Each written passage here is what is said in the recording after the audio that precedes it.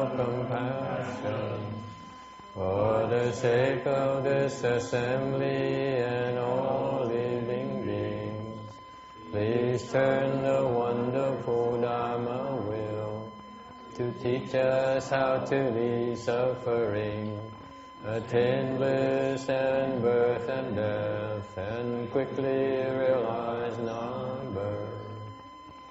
Cung kính đại đức tận tình, ý thứ pháp hội cập nhật thiết chúng sanh, thịnh chiến diệu pháp lương giáo đạo ngã môn, như há liêu sanh tư ly khổ đắc lạc, tốc chứng vô sanh.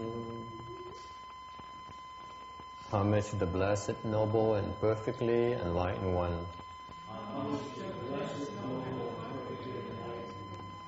Nam mô Saranto Suchedoye Erlahadi Samyo Samputosye.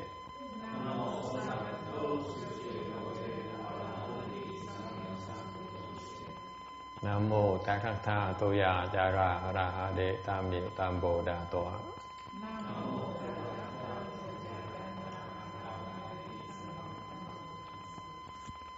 The unsurpassed, deep, profound, subtle, wonderful Dharma in 100,000 million aeons is difficult to encounter. Now that I've come to receive and hold it within my sight and hearing, I vow to fathom and thus come one's true and actual meaning.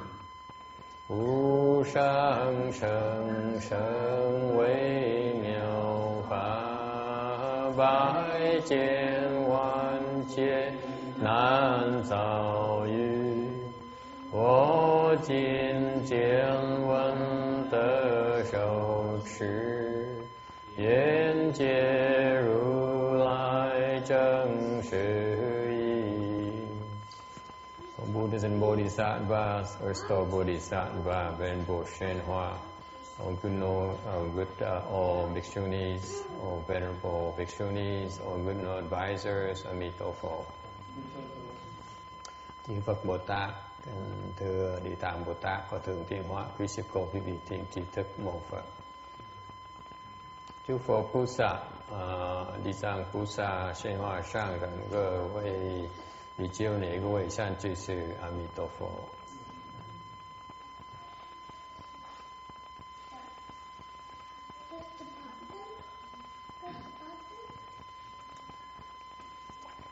Slide 668 of Earth Store Bodhisattva Sutra.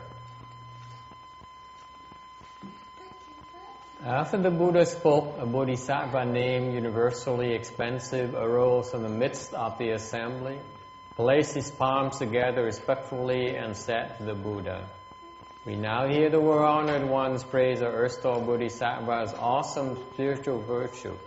World-honored one, for the sake of future living beings in a Dharma-ending age, please tell us how Earth Store Bodhisattva has benefited men and gods, caused the gods, dragons, and the remainder of the Eightfold Division, as well as other living beings of the future, to receive the Buddha's teaching respectfully."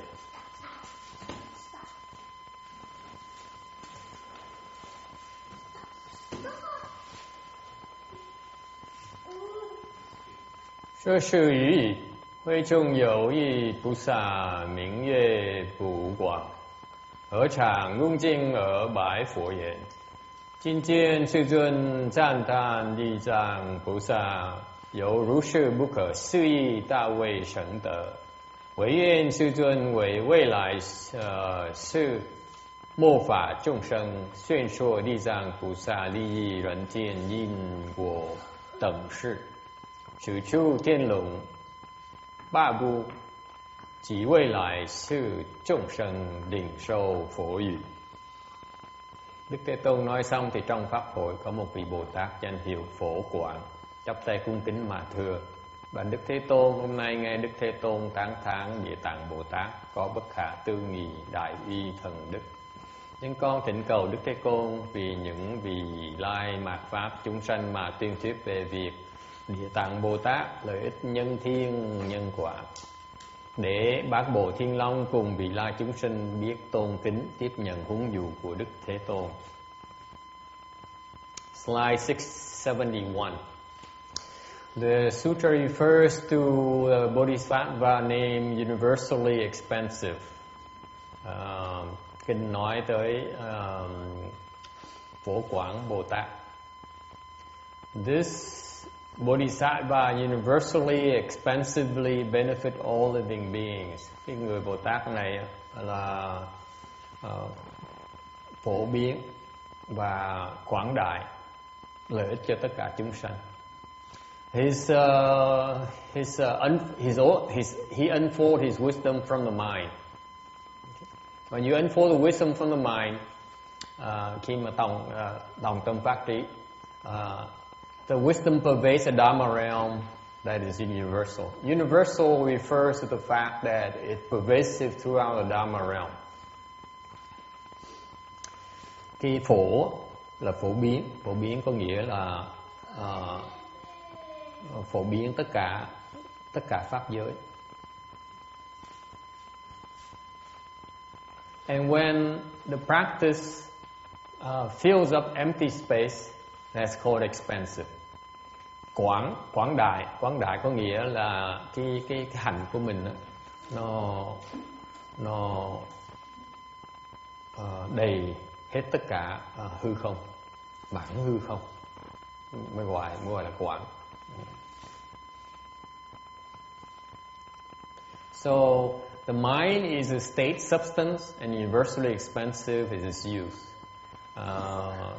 Cái tâm là cái cảnh thể, cái thể tính của cái cảnh giới, mà cái phổ quảng là cái dùng của cái tâm.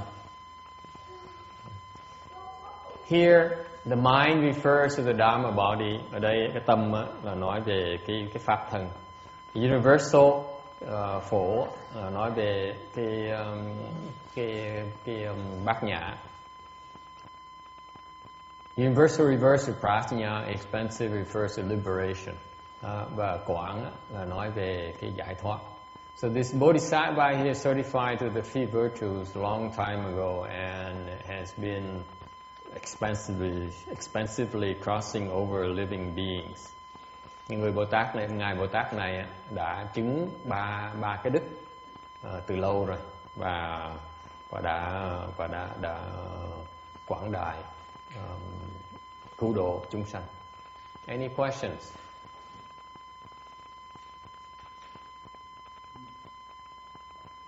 This refers to the state of a great bodhisattva. Cái này là cảnh giới của ngài Đại Bồ Tát.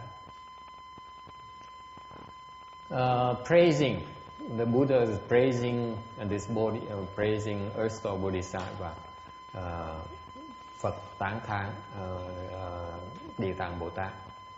The Great Shastra says, why do Buddhas praise Bodhisattvas? Đại luận hỏi rằng tại sao chư Phật lại tán thán chư vị Bồ Tát? First of all, you have to realize that Buddhas do not discriminate like us. Thứ nhất, phải nhớ rằng chư Phật không có phân biệt như mình đâu.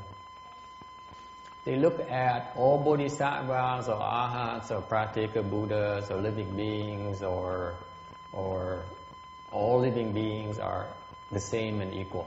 Họ thấy rằng tất cả những cái vị Bồ Tát, A-la-hán, Bích Chi Phật, tất cả chúng sanh đều giống nhau hết, hoàn toàn không có phân biệt gì hết.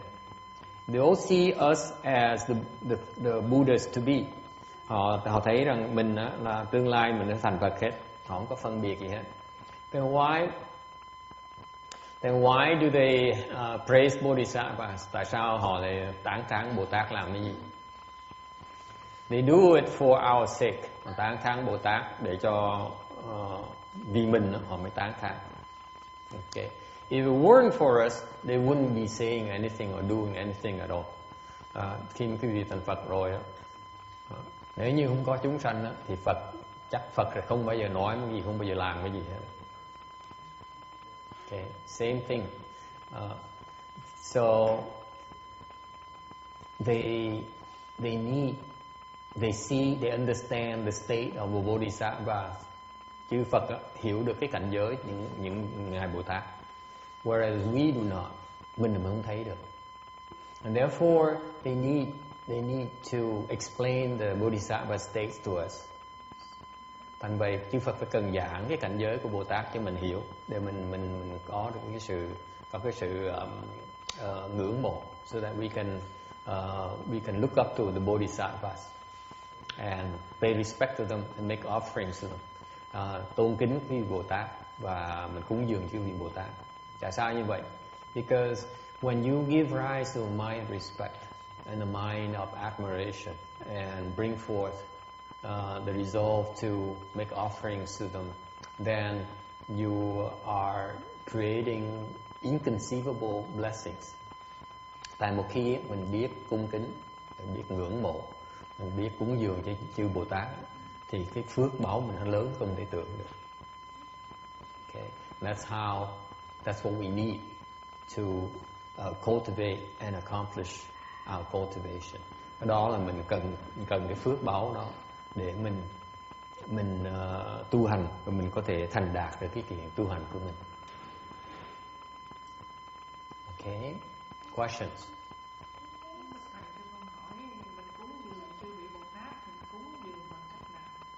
How do we make offerings to the bodhisattvas?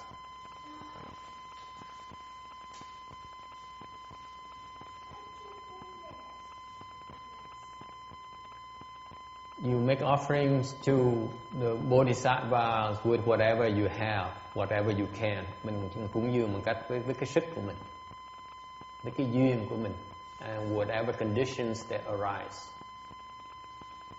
Okay. The best offerings are the offerings that accord with conditions. Cái mà cúng dường mà tốt nhất là cúng dường dựa theo cái duyên.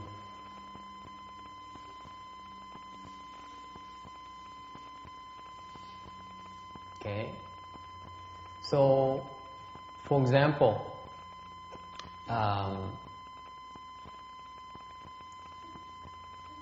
Master Xuyên Hoa is a great bodhisattva. Ngài Hòa thượng Tuyên Hóa là một người đại Bồ Tát. When he cultivated, lúc mà ngài đang tu bên Tàu, thì mình cúng dường cũng được. So when he cultivated in China, we could not make offerings to him. Okay, when you make offerings to these bodhisattvas, the best time to make offering is when they cultivate. Lúc mà họ tu, lúc mình quý nhất để mình tới mình cúng dường. Why is that?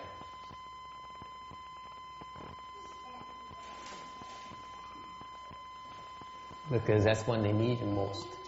Vì lúc đó lúc mà họ cần nó nhất. Because if once they accomplish their cultivation, they don't need your offerings anymore. Một khi mà họ thành đạt cái việc tu hành họ rồi, họ đâu cần mình cúng dường nữa. Thành cái lúc mà cúng dường chúng ta cần nhất là lúc là quý nhất. That's why when you make offerings of the things they need, is when those offerings are of highest value. Does it make sense? In other words, nói cách khác, yes? Makes sense. In other words, how come that we could not make offerings to him when he was cultivating? And now it's only after he cultivated, accomplished his cultivation, he came here, that's when we have the chance to make offerings to him. Tại sao, nói cái khác, tại sao lúc mà ngài Tuyên Hóa đang tu hành, đang dùng công thì mình không cúng dường cho ngài được? Chỉ sau khi ngài thành công rồi á, dùng công xong rồi, tu xong rồi, ngài mới qua đây hoàn pháp á, thì mình mới cúng dường cho ngài được. Why is that?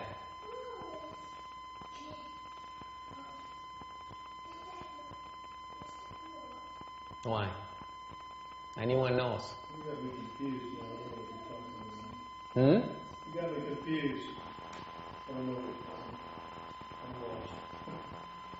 You make offerings to him when he's here, right? Now he's here. You know, when he came to the U.S., you never were around. You weren't around to make offerings to him either, No. right? I was around, but I wasn't making offerings to him either. Why not? Because I didn't believe in offering. I didn't understand the importance of making offerings. Tôi nói lúc mà ngài Tiên Hóa còn sống á, ngài qua xứ Mỹ này thì cái ông này đâu có cúng dường cho ngài đâu, người Mỹ đâu cúng dường cho ngài đâu. Lúc tôi gặp ông Tiên Hóa, tôi đâu có cúng dường với ổng đâu. Hồi đó tôi đâu có biết cái sự quan trọng của cúng dường. So I missed out on a chance to make an offering. Okay, to him. Okay. So why is that? Tại sao như vậy?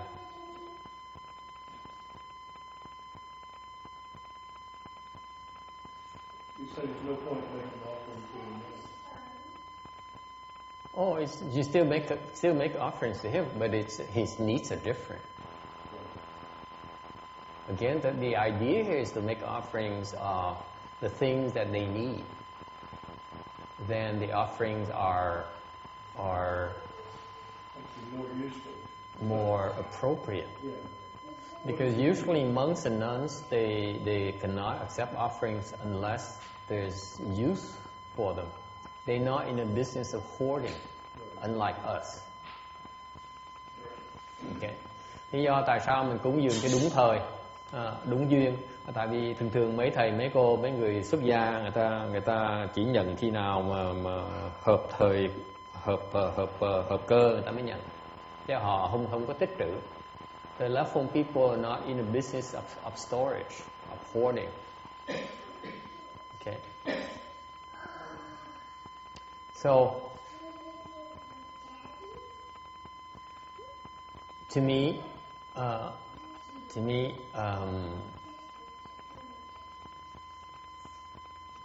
the great bodhisattvas, when they cultivate, that's when they are the most vulnerable.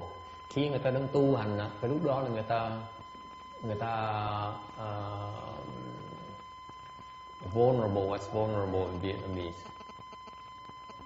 Lúc đó là người ta yếu nhất, người ta chưa thành đạo, chưa đủ sức mà. Là giống như con chim chưa mọc đủ lông cánh mà. They're most vulnerable because it's like a young bird who has not fully grown the plumage yet. They're weaker, and that's when they need the support, the offering most. Once they accomplish the cultivation, then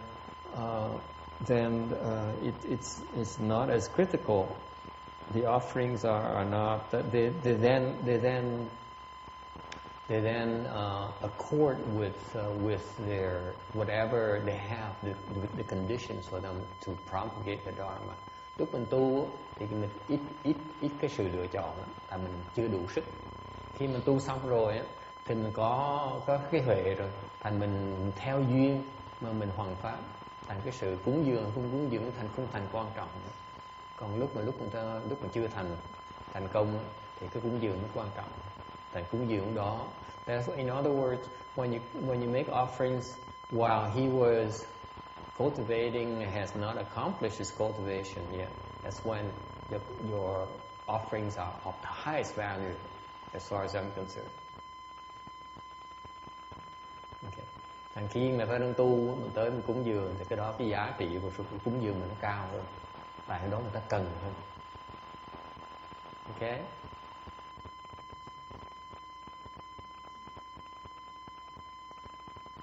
So the question is, how come we weren't available? Well, how come we did not have a chance to make offerings to him when he was cultivating?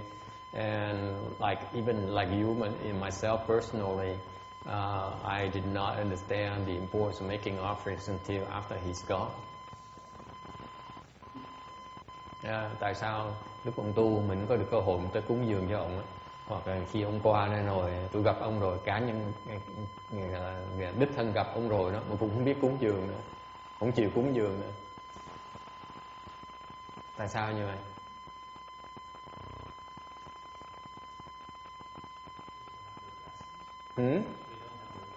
Don't have the blessings. Không đủ phước. Người giàu mới giàu thêm rồi. In other words, the rich get richer, guys. Okay. The rich get richer because they know what to do. Người có phước á, có nhiều phước mới làm được mấy cái chuyện đó, chứ không phải là dễ đâu. Đúng, to hear of the Buddha praising the Bodhisattvas requires a lot of blessings. Nghe Phật mà tán thán Bồ Tát không, mình cần rất nhiều phước. Because by hearing the Buddha's praises, then you have the chance to bring forth the resolve to make offerings to Bodhisattvas. Tại một khi mình nghe Phật tán thán Bồ Tát rồi, mình mới phát tâm mình cúng dường với Bồ Tát được. Phần có phước mới nghe được cái pháp đó. Okay? Questions? Yes. Does it make any sense to dedicate the earth to bodhisattvas? They don't need them. Oh, they need a lot of merit and virtues, just like you and me. So that's something we can do. Yeah, you certainly can. Okay. Yeah. Cái hồi hướng công đức cho Bồ Tát phải không? Được chứ. Bồ Tát cũng giống như mình đó, cần phước dễ sợ lắm. And actually, the Bodhisattva need even more blessings than we do. Thiệt ra mấy ngài Bồ Tát cần phước nhiều hơn mình nhiều. Tại cái việc phải làm họ rộng lớn hơn việc mình. Mình cần ít lắm. Mình vừa đủ vui chơi rồi. We have enough to enjoy ourselves and take care of ourselves. The Bodhisattva is taking care of a lot of living beings. Mình người thông thường mình đủ phước để mình tự lo cho mình thôi, tự lo cho người trong nhà mình thôi. Chứ còn mấy Bồ Tát người ta lo cho tất cả chúng sanh. Tại họ phước họ cần nhiều dễ sợ. This is why Bodhisattvas, they need a lot more blessings than we do. So when you dedicate merit and virtues to them, they really appreciate it, trust me. Khi mình cúng dường, mình hồi hướng công đức cho Bồ Tát, tôi cam đoan quý vị họ rất là cảm ơn quý vị. Họ cần mấy cái đó lắm. Yes. Gặp sư phụ Tiên Hóa ở Kim Lương á, rồi ai nào cũng lên để cúng lì xì cho sư phụ. Thì ai nào thấy thì bữa đó mà đi thì có mấy người, có 3-4 người thôi. Mà tới sau mà thầy vừa bước tới sau người ta lại đóng nó cho mình.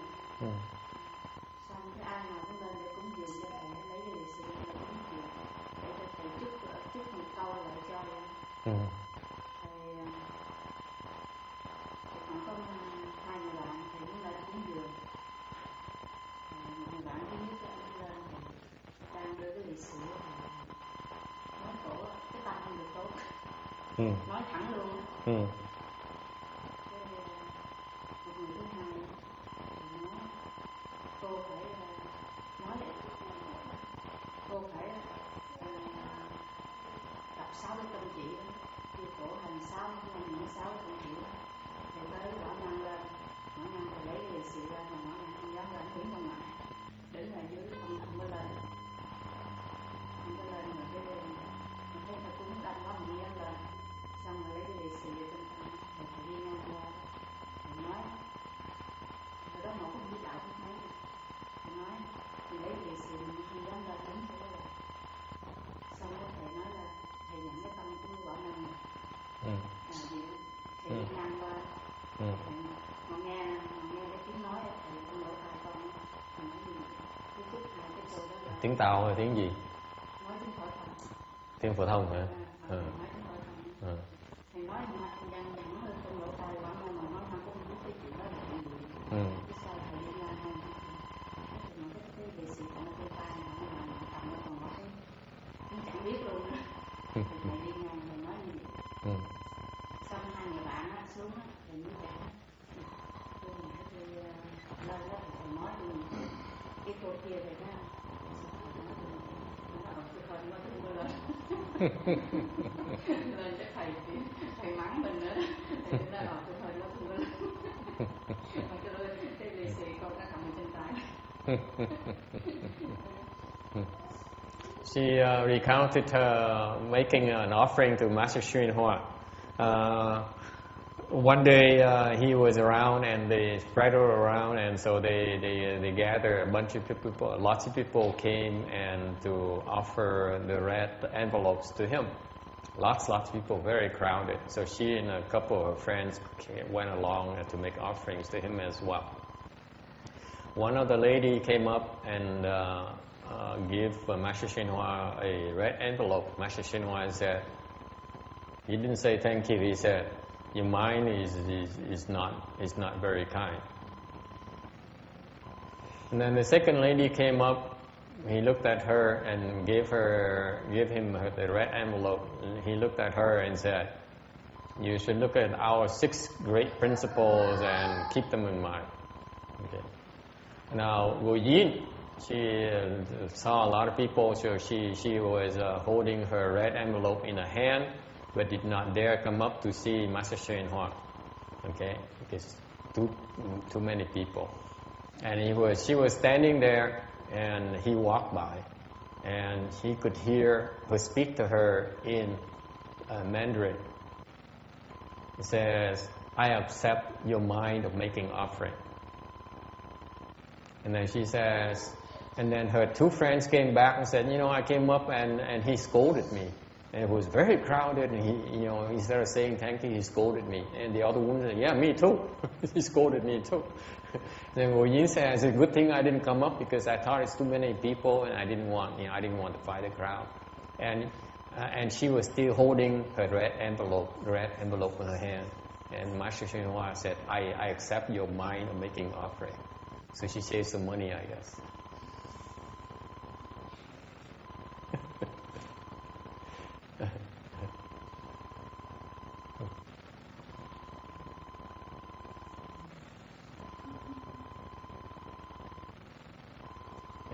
Any other questions, comments?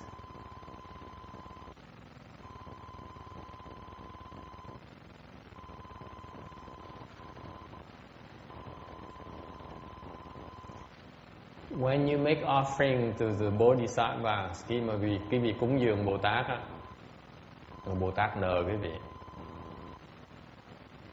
What happens is when you make offerings to the Bodhisattvas, they owe you.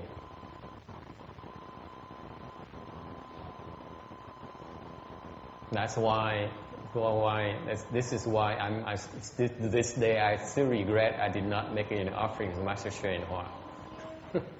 Vậy ngày hôm nay tôi vẫn luyến tiếc, tôi vẫn tiếc là vẫn có cơ hội để gặp ông rồi mà không chịu cúng dường với ông, cũng tiếc dễ sợ luôn. Better they owe you than you owe them.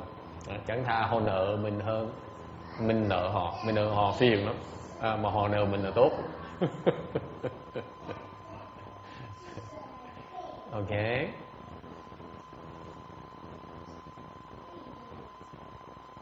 It's not that easy to be able to have the opportunity to make offerings to Bodhisattvas. Gặp Bồ Tát được mà cúng dường Bồ Tát, cái cơ hội đó không phải là dễ đâu. Okay. Very, very difficult. Okay. Anything else? 673. Receive the Buddha's teaching respectfully. Tôn kính tiếp nhận cái lời của Phật dạy. Receive meaning thọ. Receive meaning that you receive in your mind. Thọ là mình thọ trong cái tâm của mình. Respectfully meaning that you externally this is a sign, there is a protocol for respect. Cái cung kính đó là có một cái pháp, có một cái biểu tượng của cung kính. Okay. So it has to come hand in hand. Mình phải đi song song với nhau. Tâm phải biết nhận, và ngoài phải tỏ cung kính. So when there's a certain protocol and behavior in this environment where internally you need to be respectful, and externally you need to show your respect. một bên trong á, trong tâm mình á, mình có sự tôn kính, bên ngoài cũng tỏ ra cái sự tôn kính đó. Okay. And that comes from your faith. Cái đó là từ cái lòng tín của mình. Okay. Cái lời Phật dạy là lời vô giá, thành phải biết tôn kính và biết quý trọng cái lời đó. So the Buddha's words are the best teachings you can possibly get. Therefore, you should learn to appreciate and be respectful. Okay. 674. At that time, the World Honored One said to the Bodhisattva, universally expansive, and to the fourfold assembly, listen attentively. I will briefly describe how Earth Store Bodhisattva's blessings and virtues have benefited men and gods. Universally expansive replies, so be it, World Honored One will be glad to listen. 二十世尊普告普广菩萨及四众等，谛听，吾当为汝略说地藏利益人天福德救世普广白言。唯然世尊为了欲闻。Lúc ấy Đức Thế Tôn dạy Bồ Tát Phổ Quảng và bốn chúng đặng: hãy nghe cho kỹ, Như Lai sẽ lược thuyết cho các người về việc Địa Tạng Bồ Tát lợi ích nhân thiên phước đức. Phổ Quảng thưa: bởi Đức Thế Tôn, chúng con rất hoan hỷ và rất muốn được nghe.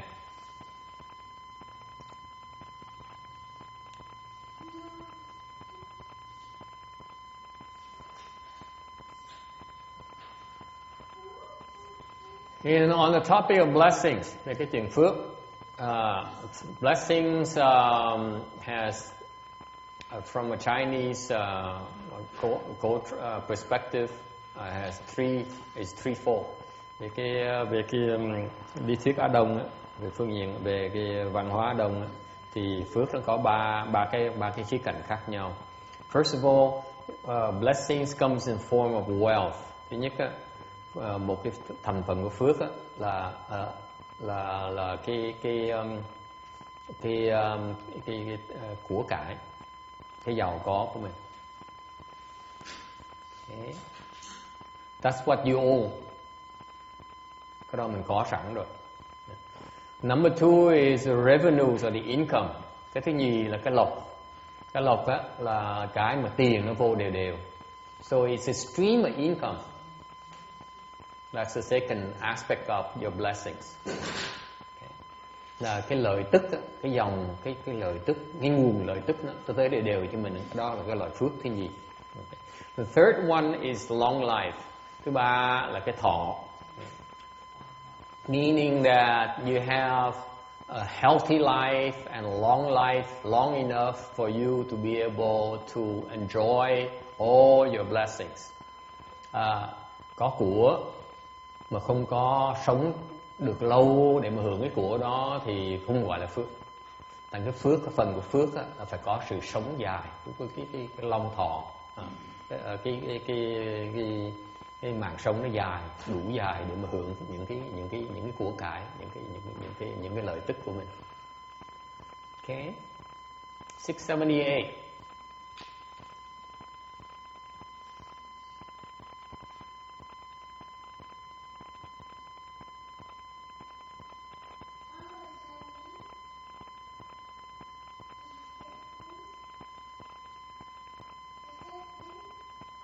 The Chinese blessings are further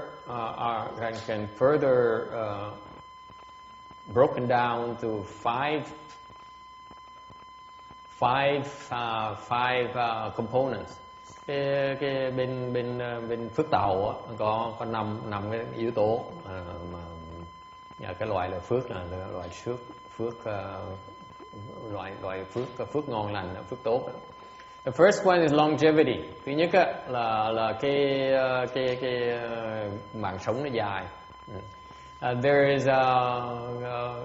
is a man called Nản Chỉ Dự. Có cái ông nam cực tử đó, cái ông trong ba cái phước lộc thọ đó. The Chinese known for those three guys, the three so-called spirits or sages that the Chinese culture has. One of them is the Nản Chỉ Dự, is the guy, the long life one, the one that has no hair, high forehead, and the guy has a lot of wisdom because it is said in his mind he keeps 3 heavenly books. Cái nam cực tử đó, cái người ông già trọc lóc, đầu trọc mà trán cao lắm. Người đó sống lâu mà người đó có trí huệ lắm, tại vì trong cái óc, trong cái đầu não, óc não của ông đó, ông giữ 3 cái cuốn sách của trên trời á, thành là cái gì ông cũng biết rồi. He knows about everything. Okay. So that guy represents long life. Thứ nhất á, cái người Tàu ta quý trọng cái mạng sống lâu dài. So the Chinese, they value first. They put high value on a long life. That's what comes first. Okay. And then they value the riches. Sống rồi á, bên người văn hóa người Tàu, người ta chú trọng cái phú quý. The riches meaning that you're wealthy and you're honored. Okay. Cái phú quý có nghĩa là mình vừa có của cải và mình được quý trọng. Cái đó phải đi đôi với nhau. Okay. And number 3, soundness of body and serenity of mind. Khang ninh, cái thứ 3 là khang ninh. Khang ninh có nghĩa là sống lâu dài mà không có khỏe thì sống làm cái gì? Why do you need the soundness of body? Why have a long life when your body is not well, when you're not healthy? Okay, so that's why the next thing is that they emphasize that the body is healthy and the mind is also healthy. Cái ninh đó, có nghĩa là cái tâm mình nó cũng khỏe luôn nữa, nó cũng an ninh được nữa. Okay. Number 4 are the blessings. Those who superior blessings, những người mà có phước á, they have a love of virtues. Tu hảo đức. Okay. Cái thứ 4 có nghĩa là sao? Có nghĩa là thích làm việc tốt. If you're really blessed, you like to do virtuous deeds. That's natural. Why is that? Tại sao như vậy?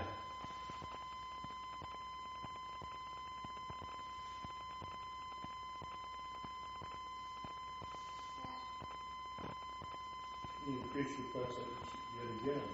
You increase your blessings, tăng trưởng thêm phước báo của mình. Okay. What else?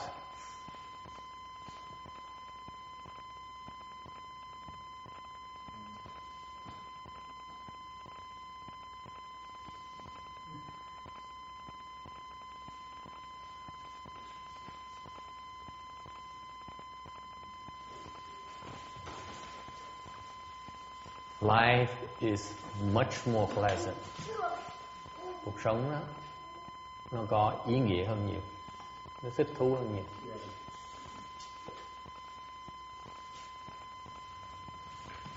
Life is so much more pleasant when you do virtuous deeds. Cuộc sống nó có ý nghĩa lắm, nó thích thú lắm khi mình làm chuyện phước đức. People like you more. You are a lot more appreciated by a lot more people. You welcome everywhere you go. Okay. Khi mình chuyên làm chuyện phước đức á, thì mình đi đâu người ta cũng thích mình hết. Nhiều người thích mình hơn. cuộc sống nó thú vị hơn. You see, this is where the Western culture they fail to understand that. Đây là cái vấn đề mà bên văn hóa người Tây phương ta lệch cái chỗ này, ta sai chỗ đó. You know, the other week, last week this week I saw the news on how these big shot investment bankers, CEOs and chairman CEOs would come in front of the Congress to answer questions. Từ vừa rồi có mấy cái vị tổng giám đốc của mấy cái hãng mà bên Wall Street,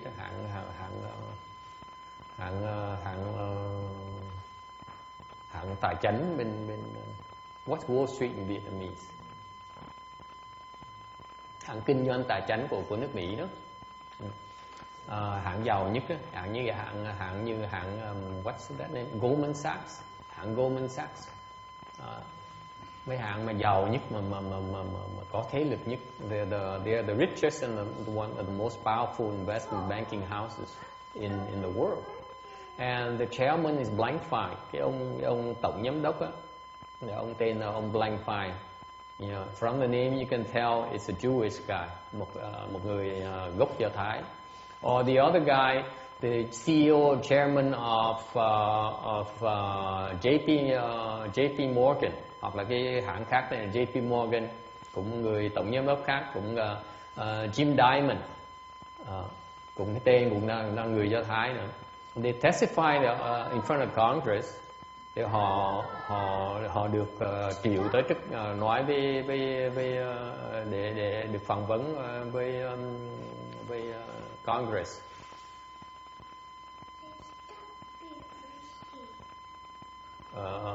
Thượng nghị sĩ với hạ nghị sĩ. Okay. And I saw the news clip. I was shocked. Tôi liếc coi cái tin tức đó, mà thấy cái hình mà mấy người đó ta trả lời vấn đáp với mấy ông thượng nghị sĩ, mấy hạ nghị sĩ đó. Tôi giật mình đó.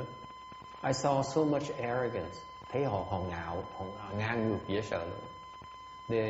They are the most powerful executives, very rich, and they're so arrogant, and you know, it made me cringe because this is what the young investment bankers, this is what the business schools students aspire to become. Cái mà tôi sợ nhất á, là tôi ngán nhất, ngao ngán nhất á, là thấy hai cái ông đó là gọi như là thần tượng của những cái hậu sinh sau này. Những người mà đang học những cái về kinh doanh về kinh doanh đó, trong trường đại học đó, đang được đào tạo về kinh doanh trong trường đại học đó. Họ nhìn mấy những người đó như vậy, họ nghĩ là trong tương lai họ muốn sẽ thành công của họ sẽ bằng những người như vậy, giống như người như vậy. Okay. And to me, I look at them as utter failures of capitalism. Đối với tôi, hai người đó là cái đại thất bại của chính nghĩa tư bản. Why is that? Because they're ripping the country off. Tại vì họ chỉ bóc lột dân chúng thôi. Their mind is on making money for their firm. Họ chỉ muốn làm tiền cho hãng họ thôi. They don't care about anyone else. Người khác họ không cần biết. Họ làm tiền cho họ, làm tiền cho hãng cho họ thôi. You know, they make money for themselves and they make money for their own firm, for their own stockholders. That's all they care about. Okay. Cuộc sống như vậy tôi nghĩ nó nghèo nàn dễ sợ, tại vì to me there's a very pitiful existence, pitiful way to live, because they're wreaking destruction on others while making profits. Tại làm lời cho mình, cho hãng mình, cho cá nhân mình, cho hãng của mình, Trong lúc đó mình đem lại cái tai hại cho những người khác, thì cái lợi đó đâu thiệt sự đâu phải là cái lợi đâu. So when you think about it, that profits they're making for their company is really not profits at all.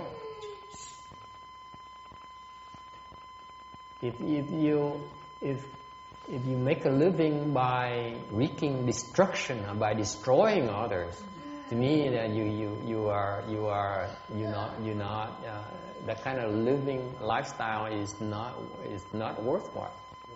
Tính sống mình làm ra tiền, mình ram tiền cho mình để mình nuôi gia đình mình, nuôi con cái mình, nuôi họ hàng mình. Và trong lúc mình làm tiền đó mình đi đem hại người ta, thì cái việc đó mình không nên làm. Cuộc sống như vậy nó không có ý nghĩa. Okay? Because ultimately it's very short-sighted. Tại vì mình sống như vậy, mình quá thiển cận đi. When you think about it, quý vị nghĩ cho coi, think about it. People with the advent of the internet, tại cả ngày có cái sự giao dịch toàn thế giới này. You know what's happening in the growth in China. Như cái bên Tàu đang phát triển rất là lẹ, kinh tế phát triển rất là lẹ. It comes with a very heavy price. Cái giá của phát triển của họ nó rất là cao, trả giá rất là cao. In the price of the destruction of their own environment. Họ đang hại cái what's environment Vietnamese. Cái môi trường thiên nhiên, cái đất nước họ bị hại. Okay. They are spoiling their agricultural lands. Họ đang cái đất mà họ để trồng bây giờ họ không đủ đất trồng để mà nuôi, để cung cấp đồ ăn cho dân chúng họ. They do not have enough agricultural land to feed their own people right now. At the same time, the farmers are getting poorer. They're getting oppressed by the industrial groups of China, and while they're making a lot of money, it comes at a very, very heavy price on the environment, heavy price on the health of their own people. Cái bên nước Tàu người ta làm rất nhiều tiền, ta rất thành công, nhưng đều trả giá rất là đắt về cái sự tai hại cho cái đất nước của họ và tai hại cho cái sức khỏe của dân chúng của họ. Okay, and you cannot say it's only for China. You can ignore it. Không thể nói là cái đó chuyện là bên Tàu, là chuyện bên Tàu nha, không thể nói được như vậy.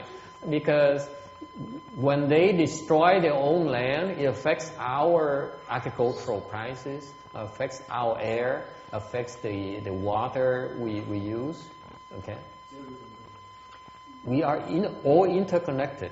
Tại mình không thể có một nhìn thiển cận như vậy được, tại một khi mà họ làm như vậy thì họ ảnh hưởng tới cái giá cả bên xứ mình nữa. Okay, tại vì mình có cái liên hệ rất là mật thiết. And this is I don't this is easy for most people to understand it. Hiện bây giờ ai từ nghe chuyện ai cũng hiểu hết. I don't see how these Wall Street executives fail to understand that the interconnectedness of us all. Nên tôi hiểu sao mấy cái vị mà tổng giám đốc mà mấy cái hãng bên kinh doanh tài chính này họ không thấy được cái sự liên hệ với nhau được. How can you possibly go and rob someone and make someone poor and you expect to get off that easily? Tại sao mình có thể nghĩ rằng mình có thể bóc lột dân chúng, mình làm giàu thôi. Tại sao mình kệ dân chúng nó khổ, kệ cho nó khổ. If people are suffering, you cannot possibly be happy. Dân chúng mà khổ, mình không thể nào sung sướng được. Think about it. If people are poor, they do stupid things. Dân chúng mà nghèo khổ, là họ làm chuyện tầm bậy. They drink and drive. Họ uống rượu, họ chán rồi họ uống rượu, xong họ lái xe họ tung xe mình. and they drink and drive. They get drunk and they run into their daughters' cars. Okay, so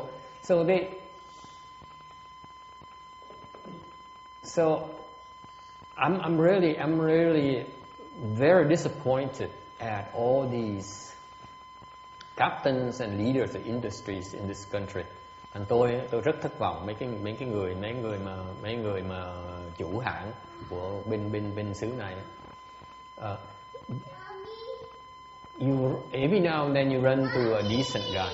Lâu mới gặp được một người đàng hoàng. For example, one of the Wall Street executives is John Mack of Morgan Stanley. Okay, cái hãng Morgan Stanley, một cái ví dụ chẳng hạn. Ông nó cũng đàng hoàng. Cái hãng ông á, là ông mấy năm này ông không có lãnh lương. He's been working for the last few years without getting paid. He refused any bonuses. I think bonuses are salary. I think bonus, right? No bonus, right? It's a decent thing to do. Okay, you cannot put profit above everything else.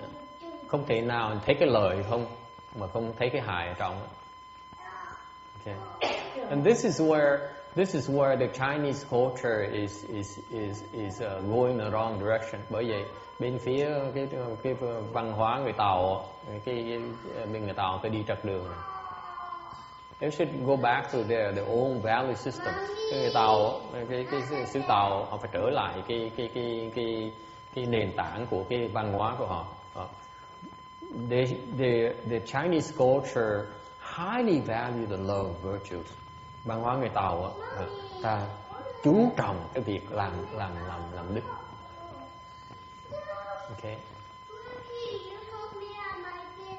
And now it's being replaced by profit motives only. Hiện bây giờ cái văn hóa người Tàu là chỉ chú trọng làm lời thôi. It's a real pity to me. Cái đó chuyện rất là đáng tiếc, là tại vì tôi thấy cái sự lãnh đạo nó đi trật đường. Because I see the leaders going off the wrong direction. They're turning their back on their treasure, their cultural treasures. Họ lơ là cái kho tàng văn hóa của họ. Yes. I think they're actually deliberately destroying the cultural treasures because they in the name of progress. Yes. Well, they stand as a reminder that what they're doing is wrong. People don't like that. They're totally headed in the wrong direction. They're becoming Americanized, which is insulting if you don't mind. Họ bỗng nhiên họ bỏ cái văn hóa mà sâu xa của họ, họ chạy theo từ Tây phương. We have a lot more controls in America than they do there. You know what's so great about being American right now? America is going downhill. Cái tụi Mỹ nó có gì hay ho, nó thiệt cái chuyện cả gì hay ho, nó đang tuột. It's getting worse. It's getting worse by the day. Càng ngày nó càng tệ. Think about it.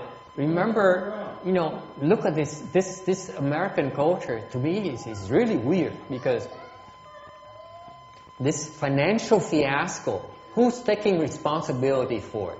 Cái chuyện tài chính nó khủng hoảng, kinh doanh tài chính ở trên xứ này, ai là người đứng ra lãnh trách nhiệm? Anyone ever took responsibility for it? Có ai lãnh trách nhiệm không? Somebody messed up big time. Có người đó làm bậy rất là lớn. Tại sao người đứng ra người đó lãnh ra? You know the Japanese government bên Nhật Bản. Mỗi lần có cái chuyện mà nó khủng hoảng đại, if you have such a financial fiasco, I expect the finance minister to resign. I expect the prime minister to resign. I expect the Japanese emperor to bow to me and apologize. Okay? Someone has to take responsibility. And that's Asian culture. Western culture, you run. You fill up your pocket and you run. and you say, sayonara, I don't care, good luck guys, better luck next time. Okay? What's so great about it? Are you proud of that? Should you be proud of it? Thế bên cái xứ này á, có gì hay ho? Tôi hỏi cái gì có gì hay ho? Cái chuyện mà cái khủng hoảng tài chính với kinh doanh đó, nó bể kinh hoàng. Ai đứng ra lãnh trách nhiệm? Ai đứng ra chịu tội chưa? Bên Nhật Bản á, bên chính phủ Nhật Bản á, nếu cái chuyện nó nhỏ hơn chuyện này á, là mình nghĩ là mấy người thủ tướng hoặc là mấy người bộ trưởng là phải đứng ra từ chức, hoặc là nếu tệ hơn nữa là ông hoàng đế Nhật Bản là đứng ra xin lỗi, phải có người nhận lãnh trách nhiệm chứ. Cái bên xứ này á, nó bóc lột mình xong nó bỏ tiền, nó lấy tiền, nó nhét đầy túi xong nó chạy. Cái văn hóa cái gì hay ở trong? What's so great about this culture? Why are the Chinese aspiring to be just like America? It's wrong. Okay? I don't think they're trying to be like America. They're not like America. America's not like what they have. No, because they get confused by the external, the Western, you know, the Western glamour. Tại vì họ bị cái hào quang của cái sự thành công bên ngoài của Tây phương làm họ chói mắt đi, họ không thấy được. You know, I'm telling you, I really admire the Chinese culture. Tôi rất phục sát đất cái văn hóa người Tàu. Tôi nghĩ nó sâu xa không thể tưởng được. The Chinese culture, but I'm not impressed with where the direction of the country, where they're going. They become westernized, and it's a shame. They should combine, get the best of both worlds. Bastardization, it's not westernized. It's like it's just an insane tyranny that they have now. It's an insane capitalist tyranny. And we've had it here, but it's a lot more in control here than it is there. You know, it's not that it's wonderful, but it's a lot better here than it is there.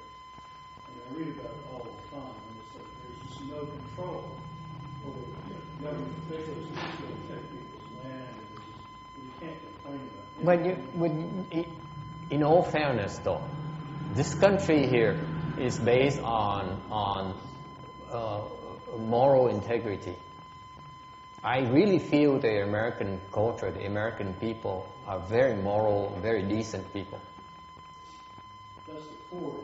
The core value of the United States is based on morality. That's right. From the Christian and those immigrants who brought it to this country.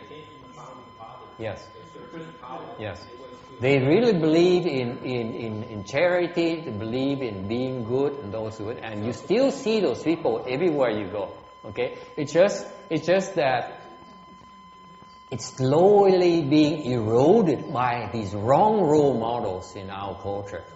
Okay? This is what all the young people are aspiring to be nowadays. All of them, you think? Virtually all of them. My kids aren't like that. My kids aren't. But you're not rich, so you don't count. Right. That's right. See, all they look at is they look at Obama, they look at Geithner. Geithner is a total idiot. You know, they are serving their own, you know, they forgot about who they are serving. They're not in public service, they're only serving their own masters. All those firms. Yeah. That's all they're serving. And that's what Obama is forgetting. He's forgetting that he's not being truthful. Maybe he knows he's not being truthful. But the whole thing with Obama was that he came on as if he was like the real He was standing for real American values, and that's what everybody wanted. No, he talks good.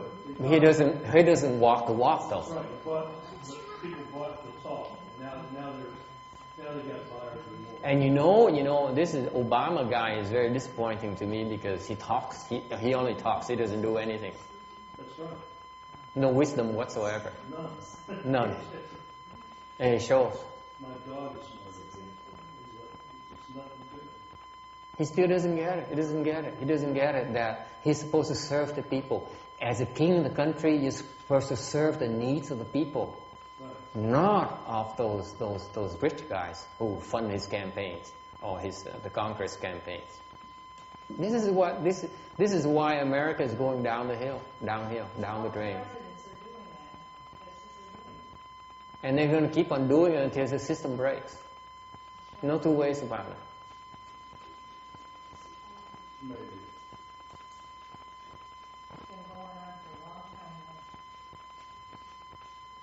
Anyway, mình đang than phiền về cái chính phủ Mỹ này.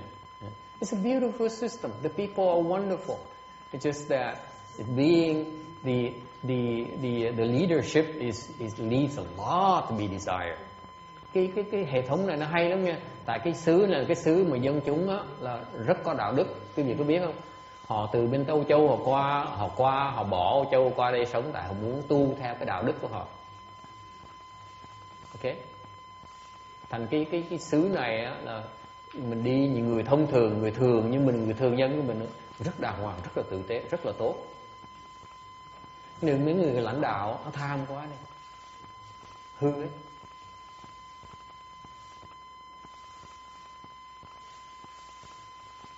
Nhất là mấy cái chính phủ nhất là họ không hiểu rằng á, cái nhiệm vụ chính phủ là phục vụ cho dân, chứ mà nhiệm vụ chính phủ không phải là phục vụ cho những người giàu.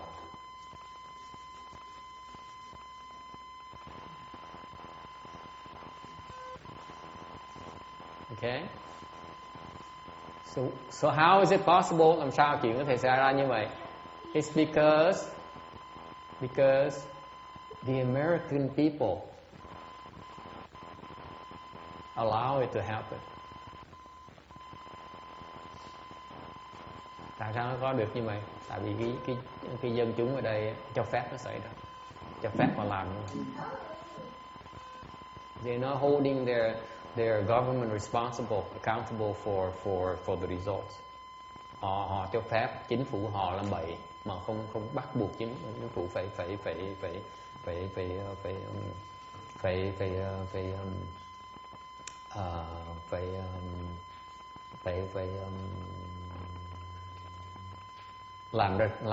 làm được việc.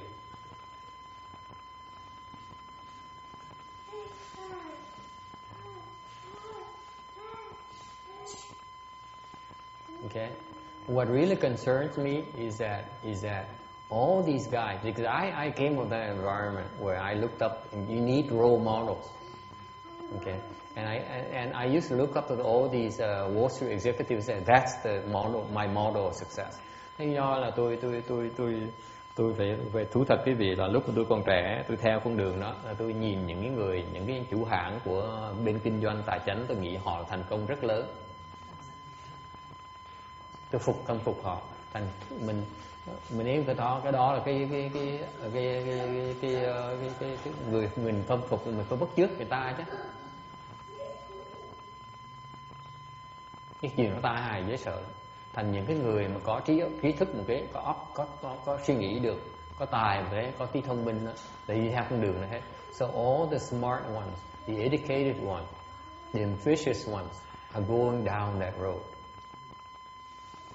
It's very alarming when you think about it.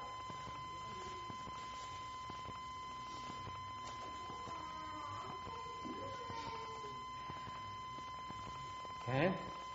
Cái đó là phiền toái dễ sợ lắm, tại vì cái tai hại nó lớn không thể tưởng được.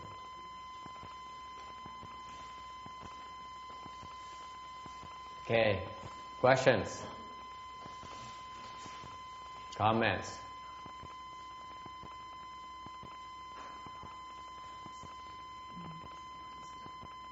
And you know, it's not only in this country, you know. It's being exported to China, it's being exported to Vietnam, it's being exported to Malaysia, it's being exported to Myanmar, you name it. Because the American model is so powerful, so successful that everyone emulates them. Cái khổ không phải riêng ở xứ này không, mà nó được xuất cảng qua bên Tàu, xuất cảng qua Việt Nam, xuất cảng qua Campuchia, cái cảng đấy hết đó, tại vì cái hệ thống này nó quá thành công, nó quá lớn đi. Ai cũng bắt chước như vậy hết, ai cũng coi đây là sự thành công hết.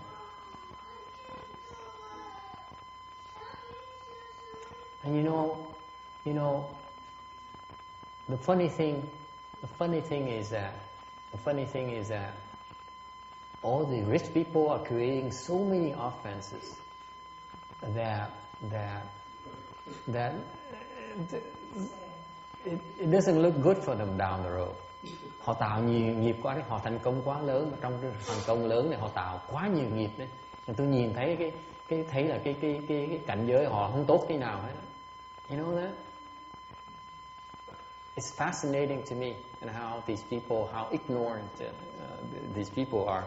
Thấy họ vô minh, thấy tức cười dễ sợ.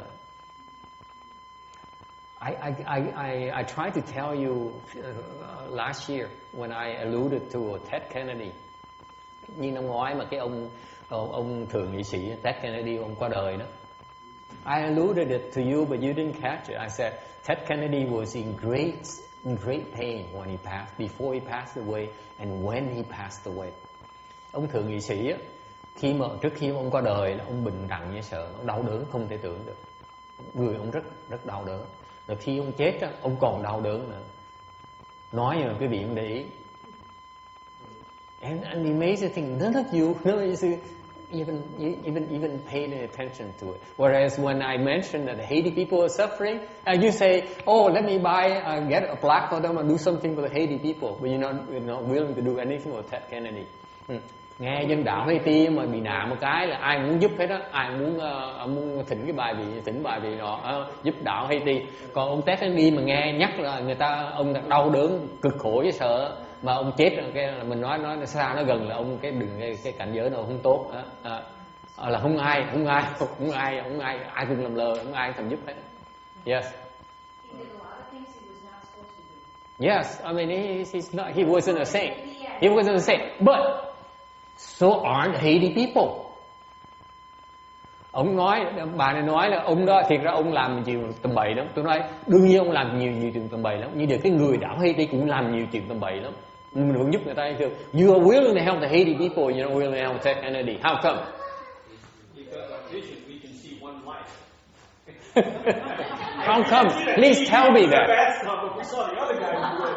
So we said, our wisdom is limited to the 50 years to see.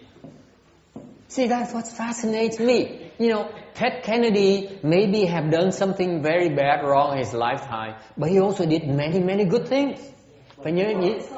Phải nhớ rằng cái ông thượng nghị sĩ này á, trong cuộc đời ông làm nhiều chuyện bậy lắm, nhưng ông làm chuyện rất tốt nữa. Ông làm chuyện giúp đỡ nhân chúng rất nhiều. What amazes me is that he helped so many people in this country. He did not. He did not help so many people. He's like a major criminal. Kennedy deserves whatever he gets. I hope he rots in hell.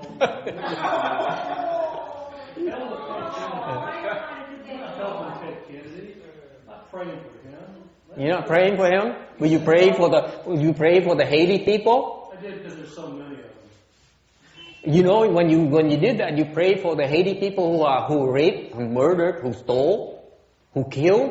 You know that? Now you know. Are you still praying for those people? I won't pray for them anymore. But I'm not going to pray for them.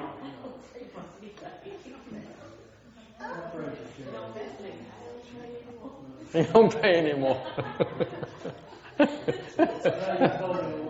just saw a film about us in the United States in 1900s, what we went over there and did, imperialism. Người ta nói là cái ông thượng nghị sĩ Ted Kennedy đó, người tầm bậy lắm, ông ác dễ sợ lắm. Chứ ông da trắng là ông nói là ông ác dễ sợ, tôi cầu cho ông đọa địa ngục luôn, cái phần mà tôi không cứu ông á, tôi không giúp ông tí nào hết đó. Tôi nói như vậy vậy chứ ông có biết ông nói nó tôi chẳng thà tôi cầu nguyện cho mấy người bên đảo Haiti. Thưa hỏi tôi nói ngược lại, tôi hỏi ông có biết khi mà ông cầu nguyện cho những người đảo Haiti đó, ông cầu nguyện cho người ăn cướp này, người hiếp dâm người ta này, người giết người này, ông nói về tôi cầu nguyện với mấy người đó.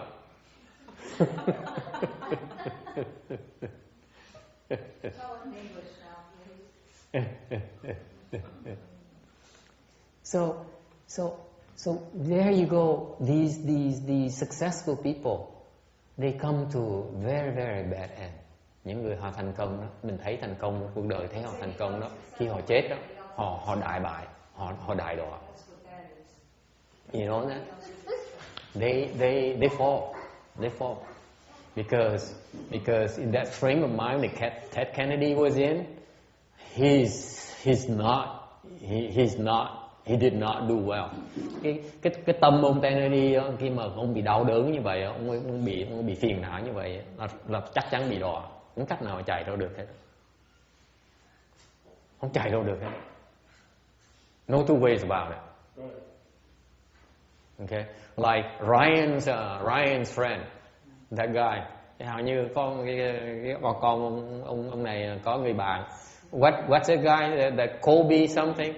Kobe and he's khi thì nghe chuyện đó, nó là cậu trẻ đó mà lái xe xong rồi hút xe bị tai nạn, xong trong cái vùng nhà giàu, xong nó lái xe nó bỏ chạy, cảnh sát nó bắn, chạy theo nó rượt nó bắn. So he had some kind of car accident and he ran away from in Laguna Hills or something like that, rich area. You know what? Nobody really knows the story. It was 8 o'clock last week on a Tuesday morning. He was going north on PCH in Laguna, and then he crossed over traffic, and then he was driving like 80 at 100 miles an hour. He has one of these like Fast and Furious cars. Yeah. And he ran into 5 cars in opposing traffic. Yeah. And the paramedic reached in and tried to shut off his motor. He actually was unconscious for a moment, and then the police, the sheriffs arrived. They pointed their weapons at him, and then when the EMT saw it, he jumped away from the car because he couldn't shut off the motor. And the kid regained consciousness, started to put the car in reverse, and then they fired 7 rounds into the car. And he died not from the car accident. He died from the gunshots. Gunshots in the hospital. Yeah, so it's kind of weird. They don't really know why he was there. They don't know if he was on drugs. They don't know why the police shot 7 rounds into the car. He was a 25-year-old kid. 25 tuổi mà đi bị tai nạn tới hút 5 chiếc xe liên tiếp, xong nó đứng lại, xong người ta chạy tới chính tắt cái máy, tắt chưa được, cái cảnh sát nó tới, ta không biết gì chuyện xảy ra, nhưng để cảnh sát bắn 7 phát vào trong chiếc xe. Anh nó phải chết vì tai nạn xe hơi, chết vì bị bắn trúng trong nhà thương đó. You know? So he was not in a good frame of mind when he died. Khi mà chết á, cái cậu đó không có được bình tĩnh lắm. Actually, to tell you the truth, he was very disturbed. Cái tâm nó bị tán loạn, nó điên, tâm nó điên mà nó chết. Guess what happens? Chuyện gì xảy ra? Cái gì nghĩ chuyện gì xảy ra? Cái tâm lúc mình chết á, nó đem cái tâm điên nó tiếp đem vào cái cõi chết. What happens is when you have a disturbed state of mind, when you die, you're about to die. Okay, you bring it to the next phase. He was very disturbed. Và nó đi. Nó chết mà nó đi. So guess you think what's going to happen to him?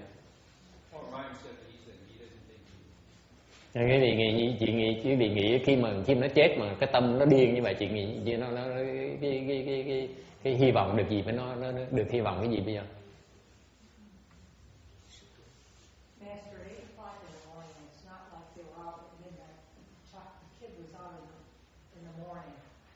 Yeah. Something went wrong. Yeah. So anyway, it's typical of the Lâm family. They only give me the tough cases. Cái gia đình cái ông này vậy, cái mỗi lần tới hỏi cầu cứu tôi là toàn đem cái chuyện là trên trời với lóng kinh thiên động địa tới mà đem tới mà đòi tôi gỡ không. What chance do you have? Có làm sao mà vãng sanh bây giờ? Làm sao giúp được bây giờ? Nó điên, nó đang điên. Most of those ends up being ghosts. That's like the battlefields. They say that a lot of times when a lot of people die in battlefields like civil war, there's a lot of ghosts there. Yeah, ghosts of dementia. And they stay there for a long, long time. No, they fall, they cannot, they're lucky they become animals. They go to the hells and go to the ghost realm, and so on. Mấy cái trạng thái đó là khó mà thăng lắm, tại vì nó điên, nó khùng, nó như vậy là mình đọa vào cái cảnh giới ngạ quỷ hoặc là đọa địa ngục. Hên lắm là súc sanh là hên, cách nào mà ngóc đầu nổi. Okay. Just help. Just help. How? Hỏi bà nói giúp nó giúp sao bây giờ? If he's crazy, he's not gonna listen. How are you gonna help him? Just not listen to reason. Nói nó không hiểu, nói nó không tin, không giúp nó bây giờ. He's disturbed. He's very disturbed young man. Very disturbed. Nó đang điên mà.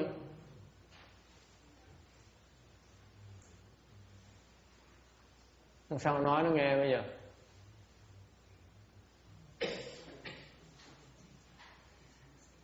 Nó không nghe sao?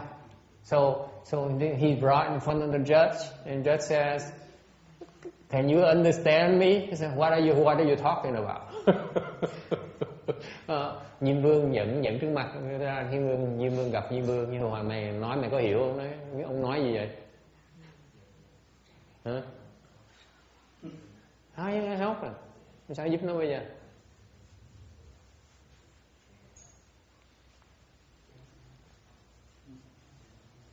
At least if Ted Kennedy comes up in front of King Yama and says, "Can you understand me?" Yeah, I do. I regret my offenses.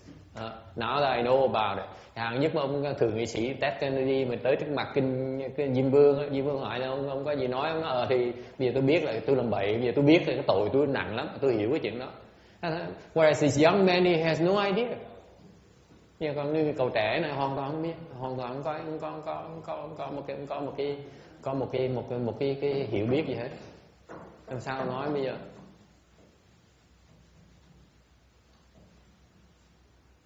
Apparently it's a well-to-do family, and gia đình có vẻ cũng sung túc lắm, đầy đủ như người Tây phương, đầy đủ, không có chuyện chỉ là tin cái chuyện mà làm lợi với làm tiền là nọ thôi, chứ còn không có tin chuyện linh thiêng, chuyện tôn giáo. They're atheists. They don't believe in religion. They believe in, I guess, the religion of the greenback, of money, of profit, and so on. And it's a pitiful lifestyle. Thành ra cuộc sống như tôi nghĩ thấy cuộc sống nó nghèo nàn quá đấy.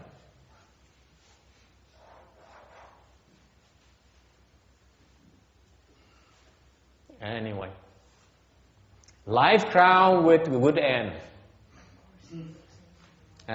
That's why I brought him up. Cái phước cái cuối cùng là chết được cái chết mà nó tốt.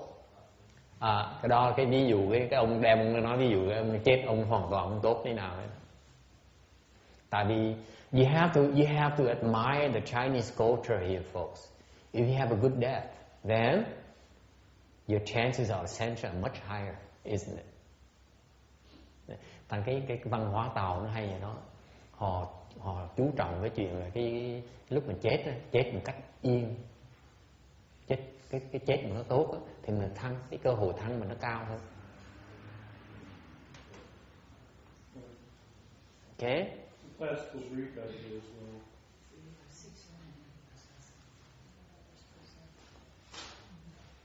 So anyway, Anyway, that young man here, the young man there, that Colby guy, is a lot of work. Thằng cái cậu trẻ đó là cái phiền phức dễ sợ. Because before anything could happen, is that he has to regain his clarity of mind. Thành trước khi mà làm gì được hết, nó phức tạp lắm. Tại trước khi mà làm gì hết đó, là phải đem lại cái bình trí, nó phải bình tĩnh lại.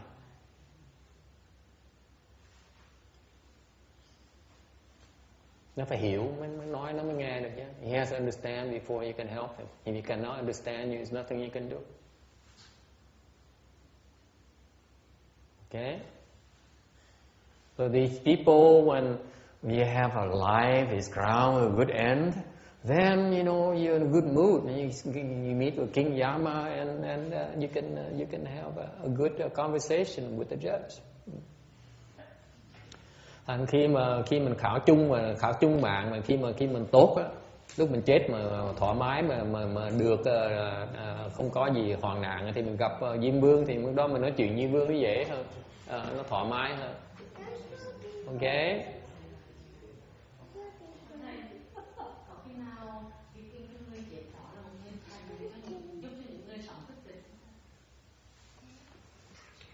He says the question is those bad death, are they a good way to remind us to wake up, and is a wake up call for the rest of us? Có nhé.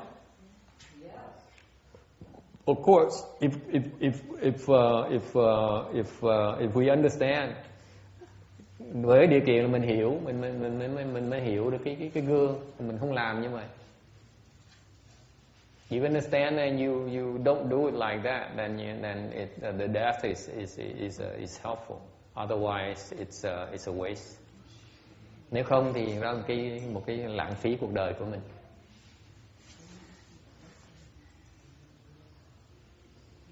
Okay. In contrast, ngược lại,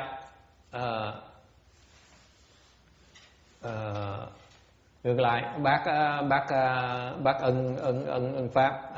Whereas the young lady is there, her mother passed away. Ngược lại cái bà mẹ của bác á, qua đời một cái á. So she asked me to look into that. Mới hỏi tôi qua tôi nhìn lại. So I was intrigued too. Chị cũng tức cười lắm, tại vì bà cụ là 94 tuổi hả? So this lady here is 94 years old. First time I have a client who is in her 90s. Lần đầu tiên có một khách hàng mà 94 tuổi. Tôi lạ. I was very intrigued too, because I want to know what's a 94-year-old when they die, they're like. Thắc mắc mà tò mò là 94 tuổi trước khi chết cái trạng thái nó ra sao. And amazingly, when you're 94 years old, okay, your energy level is so low. Cái sinh lực nó thấp dễ sợ luôn. Phải không? Bà nó không có, bà cụ không có cái sinh lực rất là thấp. Phải như vậy không? Thường ngày phải như vậy không?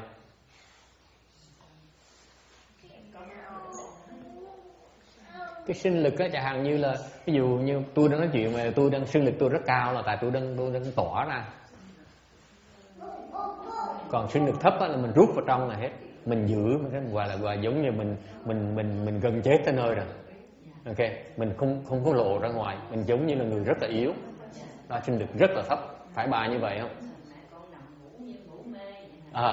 So I asked her, she doesn't understand about the energy level very low, what it means. I said, for example, right now my energy level is high because I'm broadcasting, so I need to send it out. Whereas low energy level meaning I draw inside of myself, stay inside and not go outside. So I asked her, is that the way that her mother was? I said, yeah. She's very, very, very, you call so-called weak. Okay, very low energy level. Okay, that's how they optimize their strength. Cái đó là một cái cách mình giữ mình không phí cái sức của mình, sống mới lâu được.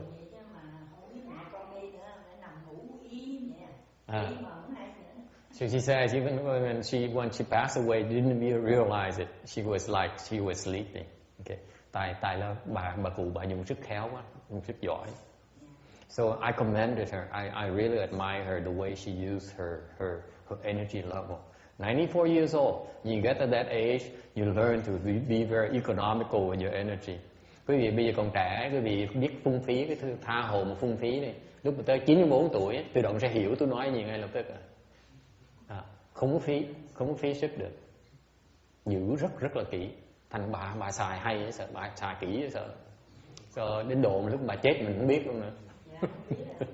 She was so thrifty with her energy that when she passed away, they didn't even realize it. That's how thrifty she was with her life force. Okay.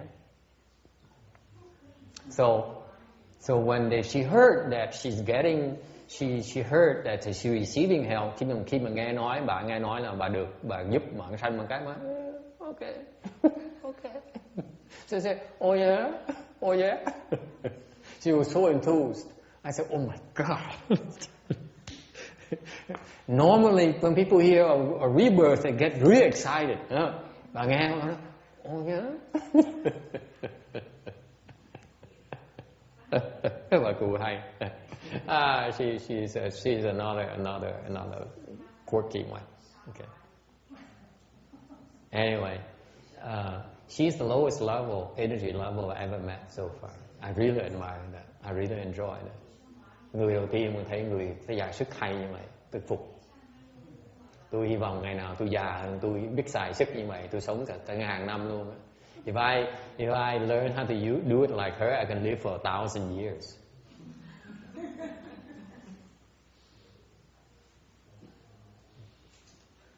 Okay. Any questions? Ai thắc mắc gì không?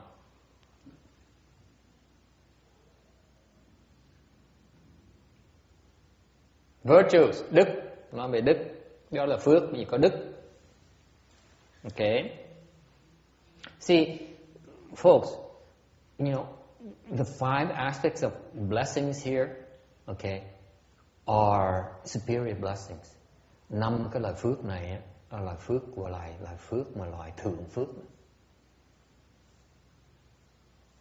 Superior blessings, folks. You need to have all these 5 aspects. Phải đủ 5 cái khía cạnh này. If you don't have it, then you're not rich enough. Chưa đủ phước. Không có đủ cái 5 cái này là quý vị chưa đủ phước. This is how deep the Chinese culture is. Cái văn hóa Tàu nó hay nó rất là sâu xa. Tây phương thua. The Western culture, this cannot compare against this. This is success. Đây là sự thành công. Tụi Tây phương cái gì thành công, cái gì thấy là cái tiền, cái tiếng thôi. The Western, you guys only value the money and the fame. Okay? You miss out so much in terms of what makes for success. Okay? And virtues. Okay? So, success should be gauged based on these 5 aspects, not only by money alone. Money here is only one of the 5. Okay. Thành cái Tây phương họ chỉ chú trọng về cái của nó thôi. Tại vì cái sự thật quý vị cứ nghĩ chứ coi là nói luôn nó tới cũng chừng là thôi, ăn thua mình cầm tiền trong tay là chắc nhất cái gì. Thành từ Tây phương chỉ thấy được một trong 5 khía cạnh thôi. So the Western culture, you know, let's face it, the reality of life is that if you have money in the bank, that's for real, that's for sure, right? Birds in the hands. But they fail to understand the other parts. They fail to understand that you have money in your hand, but you ruin your body to get the money. What's the point? Chẳng như bên Tây phương, cái văn hóa Tây phương người ta nói mình lo làm tiền thôi chứ gì. Làm tiền rồi, mà ngược lại có tiền rồi á, mà mình hại cái sức khỏe mình đầy cái thân mình là làm ra tiền. Cuối cùng khi mình có tiền rồi cái thân mình nó bệnh hoạn á, thì tiền làm cái gì? So When they become so rich, these rich executives, the body is riddled with diseases. Khi họ giàu có, thân thể họ toàn là bệnh hoạn không.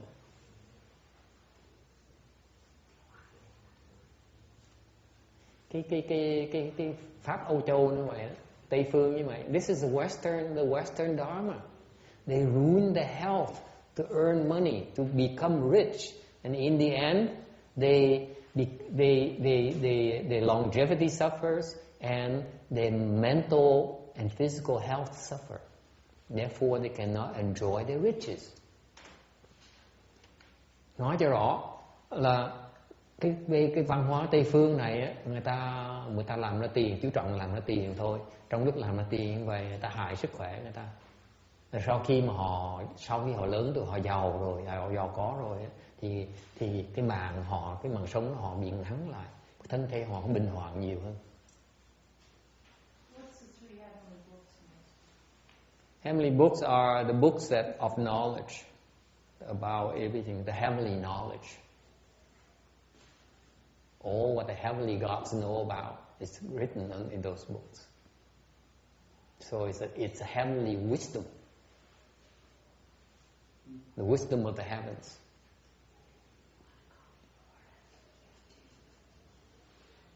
I remember one of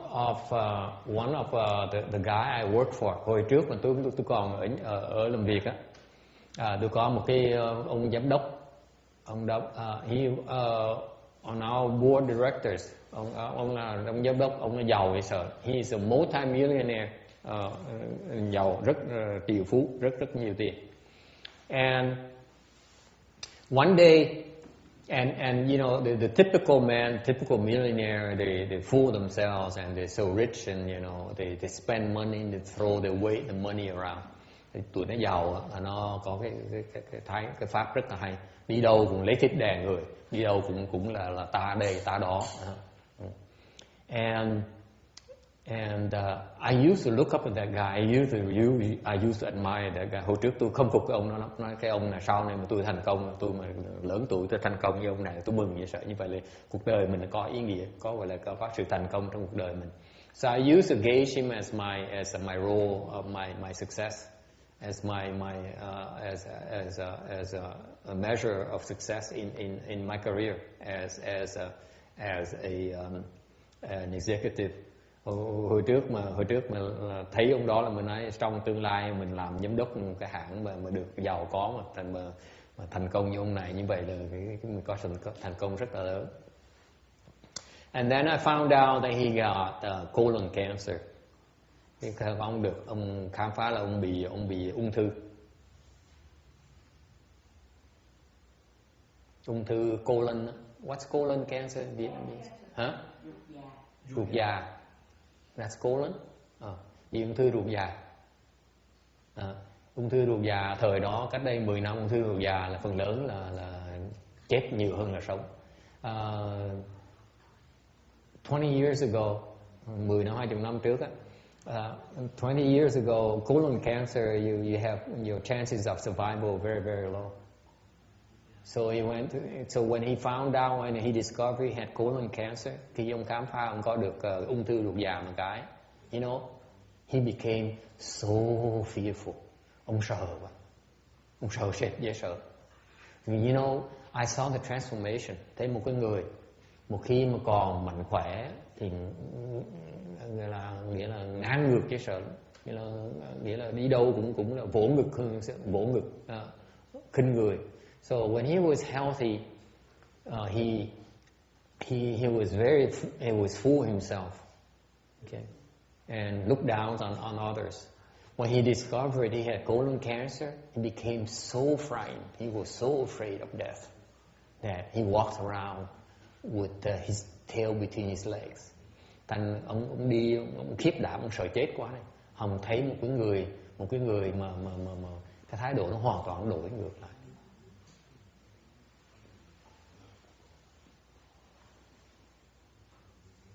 Okay, And you know, most executive stories like that. Phần lớn những cái người mà giám đốc với hạng lớn thường là cái câu chuyện như vậy là cứ hại thân thể người ta làm ra tiền thôi.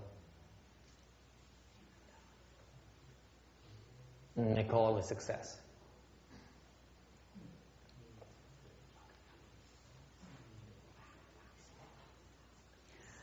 Very poor role model. Cái nó quá tệ, quá dở. Okay. We also talk of virtues, 679, nói về cái đức. And there are 5 aspects of virtues also. Đức có 5 cái khía cạnh của đức, 5 cái loại đức. 5 kinds of virtues. First of all, warm. Thứ nhất là ôn là ấm đó. Not too cold or not too warm. Not too hot. Không có lạnh quá mà cũng không có nóng quá. Không có nồng nàn, không có lạnh nhạt. Okay. You just at the right temperature. Vừa đủ thôi. Lúc cần lạnh thì lạnh, lúc cần nóng thì nóng. Okay? So you know it's always at the right temperature. Like when you eat ice cream, you want it to be cold. Dạ, nhưng muốn ăn cà rem vậy, thường muốn ăn cà rem, muốn ăn lúc cà rem nó còn lạnh. Chứ còn muốn ăn cà rem mà cà rem nó nóng thì ăn cà rem nó rất ngon. The same thing. And hoặc là muốn ăn phở thì tô phở phải nóng. Đúng không? Phở tở nhất là mùa đông ăn tô phở nó nghi ngút, khói nó nghi ngút, đó là phở ngon. So for example, you eat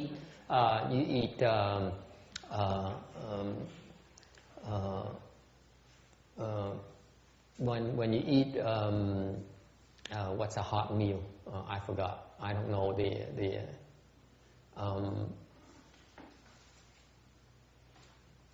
what must be eaten hot to be good? Huh? Quiche? Oh, you guys are not into quiche. What? Vindaloo, like Indian food, and vindaloo is like really hot. No, I'm not talking spicy. I'm talking hot. Temperature hot. Shabu shabu. Hmm? Shabu shabu. Shabu. What's that? Japanese hot pot. Okay. Oh, you eat hot pot. Then it has to be hot. It has to be served hot. You cannot. The same thing. This warmth refers to the way you connect with others. That you at the right temperature. Cái ôn này, cái ấm này là cái nó tượng trưng cho cái cách mình liên lạc, cách mình nói với người ta, mình liên lạc người ta. Không lạnh quá, không lạnh nhạt quá, không quá nồng nàn, không quá sốt sắng. Vừa đủ thôi.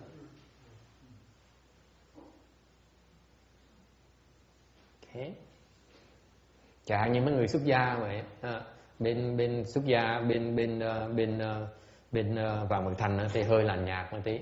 So, for example, for left home people, the DRBA left home people tend to be on the cold side. Whereas the non-DRBA people, ngược lại mấy người không phải xuất gia mà cũng phải Vạn Mật Thành thì họ thường họ hơi nồng nàn một tí. Whereas the non-DRBA people, then monks and nuns tend to be on the warm side.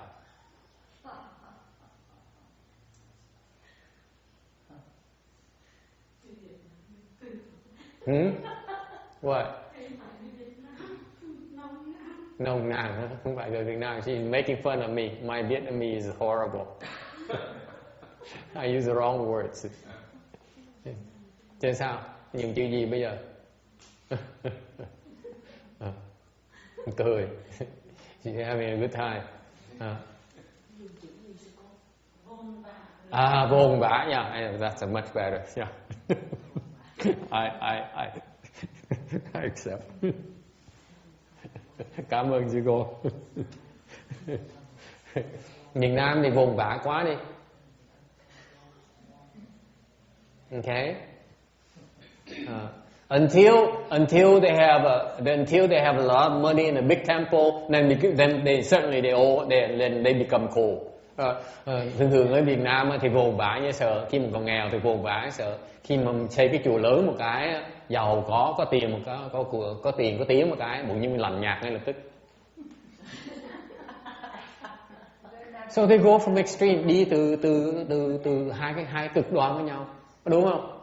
You know, I for example, I know that An Lạc, the temple in San Jose is a big one and very nice looking one, and the abbess there is supposed to be a hot shot, and she looks down on people. And I remember when I saw her 20 years ago, she was a nobody and she was very friendly.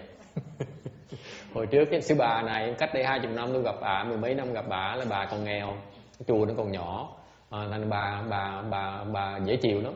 Vì nghe nói cái chùa bà đẹp mà sang nữa, thành ra bây giờ bà cao lắm, không tới các bạn cũng được. So people are like that. So what does it mean? What does warmth mean? Bởi vì cái ôn nó nghĩa là gì? Cái ôn này là ôn cho người chứ không phải ôn cho mình.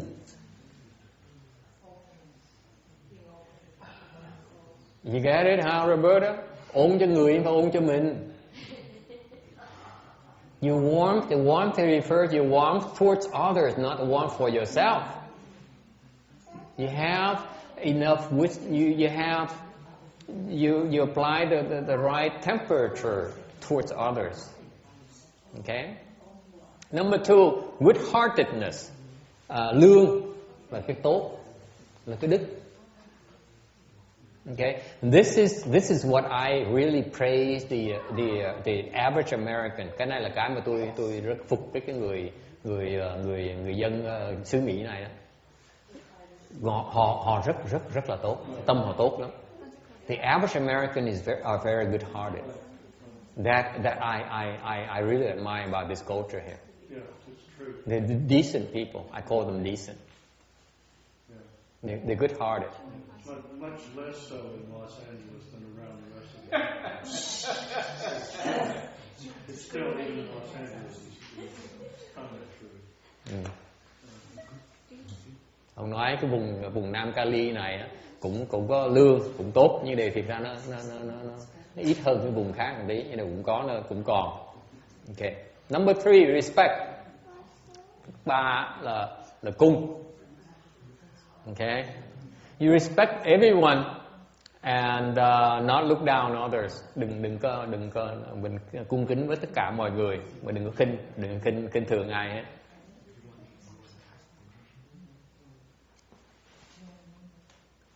Okay. It's very important to be respectful. Tại vì cái quan trọng là phải biết cung kính là tại sao? Tại vì because you are respectful towards someone else's self.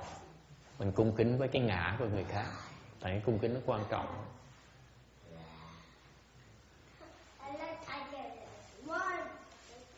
Nếu mình không biết cung kính thì mình thiếu đức. You're not respectful, you lack virtues. Okay. Thrifty. Kiệm. Thrifty here refers to yourself. Cái tiệm này á, là cái tiệm là mình không phí, cái phung phí của cái mình có, cái của mình có, của cải của mình. Okay. See, this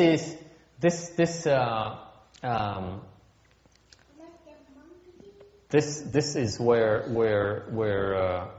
you learn not to waste, even including your own life energy.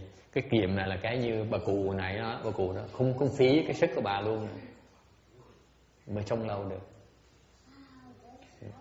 You learn to be thrifty like that lady I mentioned earlier, 94-year-old lady. That's when you live longer. Okay. And finally, yielding. Cái cuối cùng là nhượng. And this is very anti-Western, very anti-American. Americans, you do not yield. You take whatever you want. Okay. Bên Tây phương là mình bên cái Tây phương là mình muốn gì mình lấy đấy, mình giành lấy, chứ không có nhường nha. Cái nhường này là cái Á Đông mới có thôi. Yeah. The good die young. Tây phương có câu người tốt thì chết yểu, The good die young. That's a saying that's often in this country. I don't know. Yeah. It seems like only the evil ones are the ones who seem to be around forever, and the good ones they're not around. You know. Có cảm tưởng như là có cảm như mấy người mà ác thiệt ác khi nào mà đi đâu mà gặp mấy người ác hoài á, nó cứ ở hoài à, nó đi đâu gặp tụi ác á, gặp nó hết. Còn mấy người tốt là muốn như gặp một lần xong rồi sao không biến mất. Okay, anything about any questions, comments about virtues? Which one do you like? Cái đức nào quý vị thích nhất? What one do you appreciate? I appreciate every one of those. All those? Okay.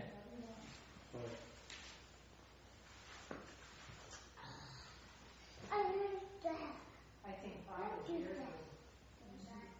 Letting others go through this knowledge.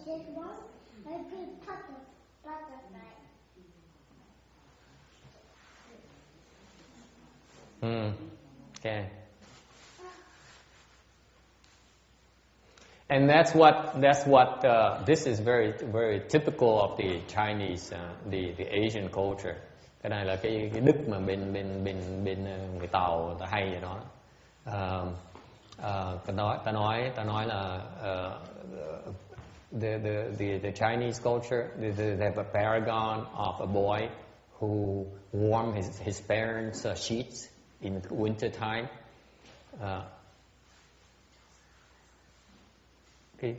So those are paragon, the Chinese paragons of virtues. Có những cái chuyện mà bên văn hóa người Tàu ta kể là có đứa con nít mà 9 tuổi mà nó tối trước khi nó đi ngủ ban đêm bên Tàu, ban đêm nó lạnh lắm, trước khi đi ngủ nó tới nó nằm trên giường của cha mẹ nó trước để cho mấy cái giường cha mẹ nó ấm nó mới đi ngủ. Để khi cha mẹ nó tới giờ vào ngủ thì cái giường nó đã ấm sẵn rồi. Cái đó là cái đức của một đứa con nít mà 9 tuổi nó đã hiểu. This is the kind of virtuous conduct that even a 9-year-old understands and puts into practice already. Okay. 681. 681. The Buddha told the Bodhisattva universally expansive, if in the future good men or good women hear Earth Store Bodhisattva Mahasattva's name, if they place their palms together in respect, praise, bow to, or fix their gaze on him, they will overcome the offenses of 30 kalpas.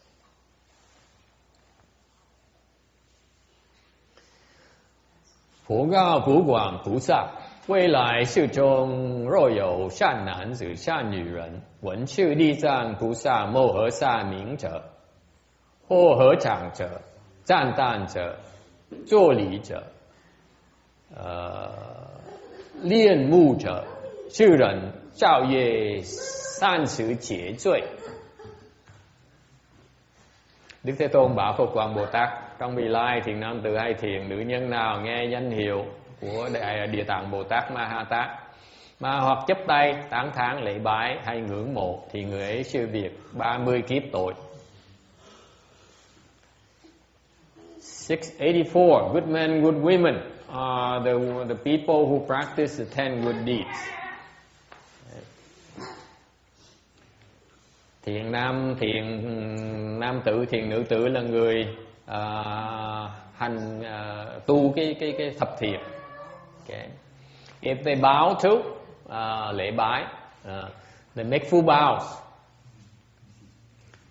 Making full bows to the Bodhisattva and based on his spiritual power, he can eradicate the offenses of 30 kalpas.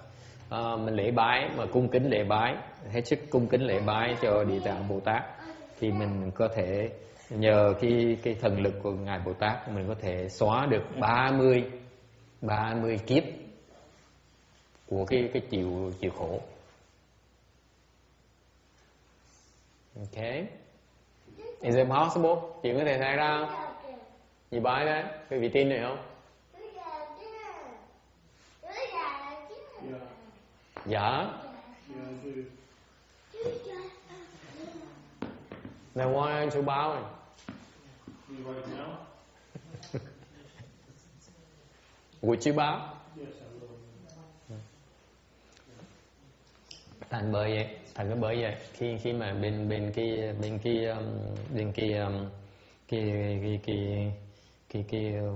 pháp tu của bên Đại thừa khi mà mới vào tu phải lạy như vậy.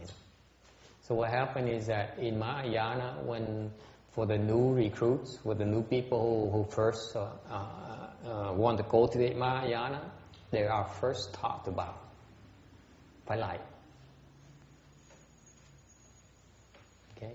Tại cái lạy nó công đức rất là lớn mà nó trừ tội, nó diệt mấy cái tội. Alright, gazing, liền mù, ngưỡng mộ. You stare, you gaze, you look at reverent with utmost reverence and to the exclusion of everything else. Ngưỡng mộ là mình nhìn một cách mê đắm, mình quên hết tất cả mọi việc xung quanh. Okay, it's a form of samadhi. Cái đó là nhập định.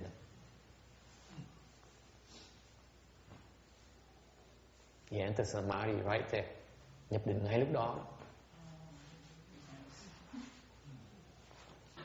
685. Universally expensive. If good men or good women paint, draw, use clay, stone, lacquerware, gold, silver, brass, or iron to make this bodhisattva's image, gaze at it and bow but once, they will be reborn in 100 times in the heaven of 33 and will eternally avoid falling into evil paths. If the heavenly merit becomes exhausted and they are born below in the human world, they will be kings of countries and not lose their great benefits. 不管若有善男子、善女人，或彩画形象，或赌石，什么？交西，金银铜铁，作此菩萨依参依理者，是人百返生于33天。永不堕于恶道。假如天福尽孤，下生人间，有为我王，不是大利。Bổ quản, thiện nam hay thiện nữ nào vẽ hình tượng hay dùng đất đá, keo sơn, vàng bạc, đồng sắt làm Bồ Tát này, hoặc một chiêm ngưỡng hay một lễ bái, cái đó vẫn được 100 lần sinh lên đạo lợi, vĩnh không đọa ác đạo. Giả sử thiên phước hết, sinh xuống nhân gian vẫn còn làm quốc chúa, không mất lợi ích lớn lao. 688. This is a form of offerings to the Bodhisattva. Đây là một cái phương pháp để mình cúng dường cho Bồ Tát. Hồi nãy có câu hỏi là muốn cúng dường Bồ Tát sao? Cúng dường Bồ Tát, một cái phương pháp rất hữu hiệu là làm cái hình tượng Bồ Tát. One very effective way of making offerings to the Bodhisattvas is to make their images, to create their images. Okay? Because when you make images, you create heavenly blessings. Khi mình tạo cái hình tượng của Bồ Tát á, là mình đang tạo những cái phước báo trên cõi trời. Rất nhiều phước báo. Tại sao nó dùng những cái loại đất sét hoặc là vàng bạc là để mà làm nắng tượng? So why use those materials to make these images? Those materials are durable. Những cái đồ đó họ được lâu dài hơn. Mention of gold, có loại vàng, có loại vàng bạc, đồng, sắt. So very popular to use gold as material for these images, or you can use silver, or you can use brass, or you can use iron or black gold. Okay,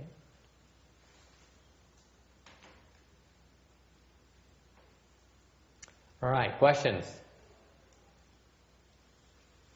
689. In ancient times, glue is not permitted for images because they would fall apart. Hồi xưa mấy cái keo nó dở, thành ra họ không cho dùng keo để mà làm tượng. Tại sợ keo nó dở, thành ra cái tượng nó sẽ bị vỡ ra.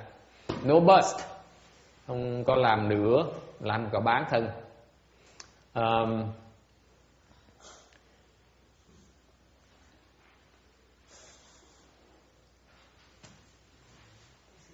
And creating images used to be called heavenly profession. Hồi trước làm mấy cái tượng này gọi là thiên nghiệp, tại nó tạo những cái nghiệp của đời sanh cõi thiên. Okay, and basically is an anecdote. Có một cái ví dụ. Thời xưa, in the time of Lãng Wudi, the emperor Liang. There is a virtuous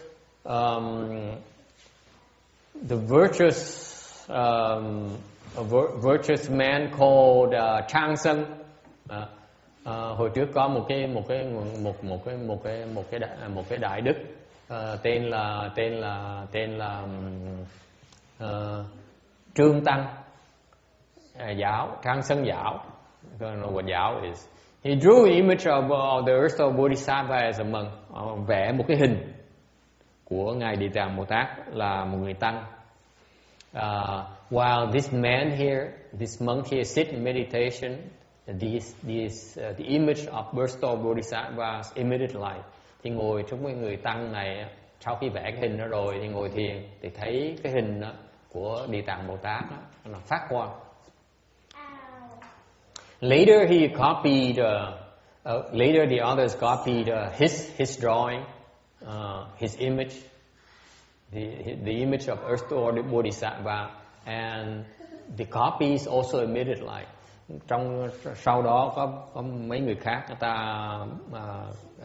copy mấy cái bất chước, họ copy mấy cái hình của ngài Địa Tạng Bồ Tát. Thì những cái copy đó nó cũng phát quang nữa. In particular, one merchant's wife was pregnant for 28 months and have not given birth. Có một cái người thương gia đó, người vợ có mang thai 28 tháng mà chưa sinh con này. And she made the resolve to copy an image. Khi mà cái bà phụ nữ đó, bà phát nguyện, bà muốn copy một cái hình của cái hình đó đó. That very night she entered labor and gave birth to a son. Thì tối đó cái bà sinh ra đứa con. Ngay tối đó, rồi khi phát nguyện một cái, tối đó sinh ngay đứa con. A very handsome, upright and proper. Rất đẹp trai, rất đoan chính. The people who saw him immediately liked him. Và đó người ta thấy cái đứa trẻ là thích. Okay. So this tells you that making images of the Bodhisattva has tremendous blessings. Làm mấy cái hình tượng đó, nó rất của mấy Bồ Tát đó, công đức rất là lớn, phước rất là lớn. Okay. Questions? Yeah. About making images, if someone makes like a big statue and then put it in the public. Yes. And people are not being respectful for the statue. Is that so it's saying that a person put a statue in a public place causing other people to fall because other people are not respectful for the statue. No, not necessarily. It has no direct relationship. Yeah. Không nói là làm cái tượng xong rồi để ngoài cho người ta tới, bỗng nhiên có người tới ngoài ngoài cái chỗ công cộng như vậy, người ta tới người ta không có được tôn trọng cái tượng thì ta tạo tội. Okay, just like you have a lot of people, Westerners, who go to Asia and buy and bring back those statues of Buddhas and put them in the bedroom. Bedroom. Có mấy người Tây phương ta qua bên Á Châu mình, xong người ta thỉnh, ta mua mấy cái tượng của Phật về, xong để trong cái phòng ngủ của họ.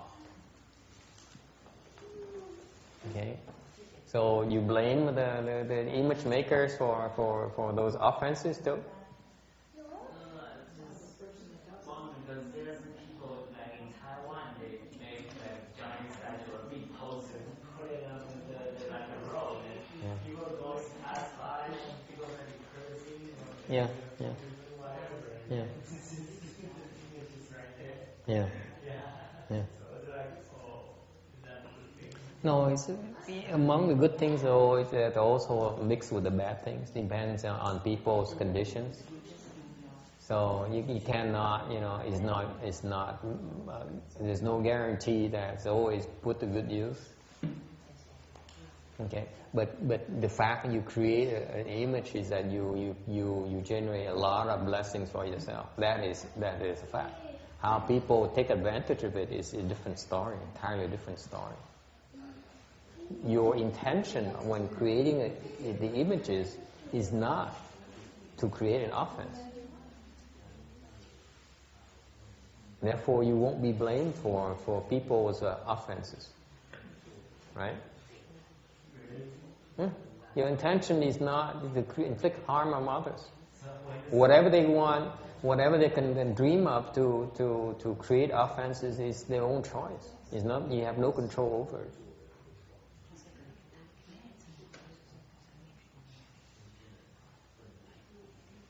The same thing, we have a chanchi, and you guys come and you decide to sleep day and night, and so are you? Am I creating offenses because you sleep day and night? Of course not. If it were the case, I wouldn't dare have chanchis anymore.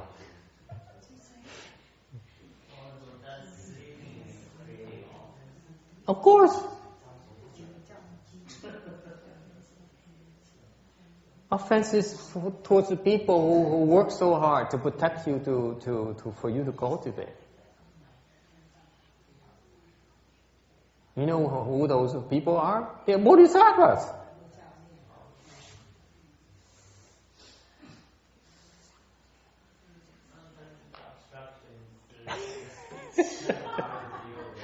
So is it my fault or your fault? It's my fault. Okay. Don't scare me.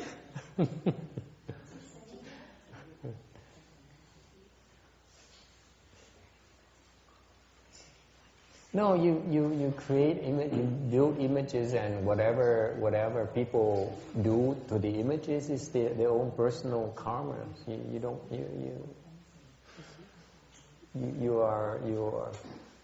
You are not responsible for theirs. So what if I print thousands of the images? Sure. You can. They don't like it, it's right away. Well, you do have the responsibility not to give it to the wrong people. If you know that this person, if you give it to that person and they're going to spit on the image, then you shouldn't give it to that person. Because if you knowingly do it, then it's your offense. If you don't know about it, then it's not your offense. It's not your problem. Right? The intent is if the intent is good, then you're not creating an offense. But if you see that person, you know that person will abuse that image, then you should not give that person. And you still purposely, intentionally give it to that person, then you're creating an offense. Just the same. You go to a temple and you say, "Oh, I like the masters, so I'm gonna give him $1." Okay. If the intention to give $1 to me for me to use it for my cultivation, then there's nothing wrong with it. If on the other hand you give it $1, knowing full well we use that dollar to buy some alcohol, okay, then you're creating offenses. You're helping me creating offenses. Nói cho nó thực tiễn nữa. Chẳng hạn như quý vị vào chùa mà quý vị chẳng hạn như cúng cho người thầy $1, thì nếu với cái tâm là cúng $1 như vậy để cho mấy thầy mấy cô mà có tiền để mà tu hành á, thì đâu có tạo nghiệp gì. Thì ngược lại nếu biết là mấy thầy mấy cô đưa $1, mấy thầy mấy cô sẽ lật đật chạy ra mua rượu mà uống, vẫn cúng như thường á, là mình không tạo nghiệp. Okay. Phải để ý cái chuyện đó. Alright. Does that answer your question? I don't care. 691. Okay, let me finish this slide here and we stop here today.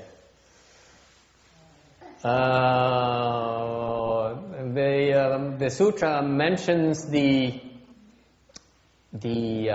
merit and virtues of making images. Okay, it says that at the end of life, if you wish to make an image, even with wheat, you can eradicate 8,100 million kalpas of lifetime offenses created in 3 periods of time, and you'll be endowed with 11 virtues. Cái kinh nói rằng là nếu như khi mà trước khi mình chết á, mình phát tâm mình muốn là làm một cái hình tượng của Bồ Tát, ngay cái hình tượng bằng bột đi nữa thôi, thì mình có thể diệt 81 rất nhiều kiếp của cái nghiệp tội nghiệp mình tạo trong ba cái thời thế, và mình có được 14 cái đức. Okay. One, life after life, your eyes are clear and pure. Tạo một cái hình là tượng như vậy thì đời là con mắt mình sáng và nó trong. That means you don't need to wear glasses. Có nghĩa là mình không cần mang kính nha. No contact lenses. Now you know why I talk about these images here. Bây giờ quý vị hiểu tại sao tôi mới nói, tại vì tôi chưa đủ thông tưởng. You know, just like I keep on missing the boat. Giống như cái gì đó, cứ lỡ đò hoài, cứ trật đò hoài, cứ lỡ chuyến đò hoài. Mình biết là cần làm mà mình cũng chịu làm.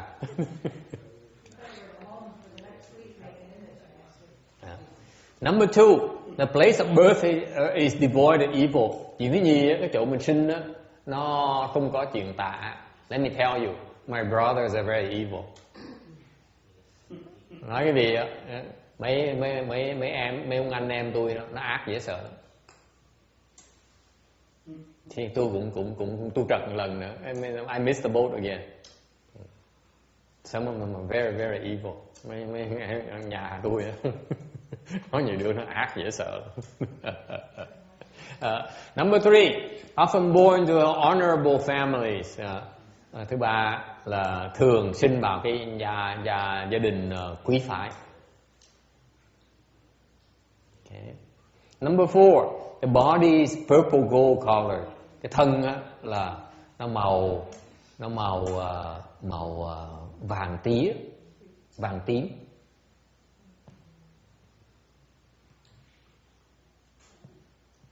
Okay. Number 5, you have abundance of gems and playthings. Có cái củ báu và có nhiều đồ chơi.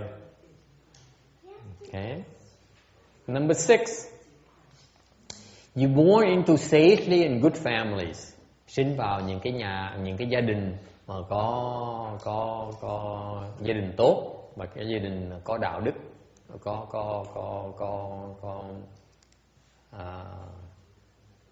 sagely.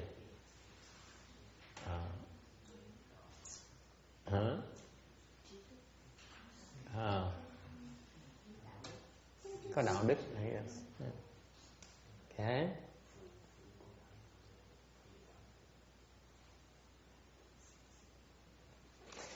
Number 7, you become kings. Thành vua.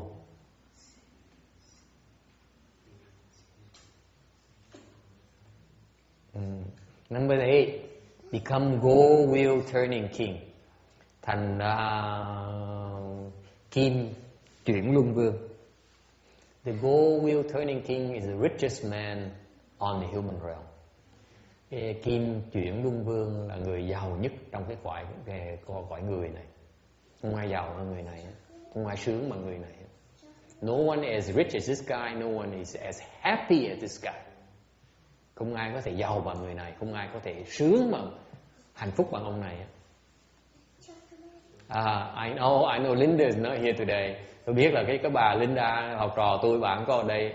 When I used to tell her about the gold wheel turning king, hồi đó mà tôi kể bà cái chuyện mà kim chuyển luân vương này, tôi nói ông kim chuyển luân vương này có 7 cái thất báu.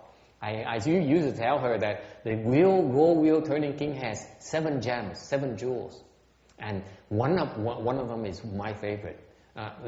Có 7 cái thất báu này. Những cái thất báu này là cái tôi thích nhất. And she said, let me guess which one you like. Bà mới đoán, bà nói là để tôi đoán thử là thầy thích cái nào. It's not money. Có một cái báu là gọi là tàng báu, người ta cần bao nhiêu tiền nó tới. No, it's money, the money jewel, meaning the gem jewel, whatever gems or whatever value wells up from the earth whenever he wants it. He strikes a full stop, it wells up from the earth. Whatever money he needs, it's the man who comes in, here, sir, here's the money. Cần tiền, người ta cũng đưa tiền ngay lập tức. Thần tài phải đưa tiền ngay lập tức. Okay? Đi đánh giặc người ta là có thần tướng. So if you want to go into war against another country, you have a general gem right away. That general is indefeatable, invincible. Có cái ông tướng đó là đánh trăm trận trăm thắng, không bao giờ bị thua hết. Okay. And she said, no, you don't have any of those guys. Okay. Có một cái bảo tên là ngọc nữ bảo. He has a gem called the Jade Woman jewel. Okay. And text, that is the best jewel there is. We talked about this before. Yeah, the Jade Woman jewel.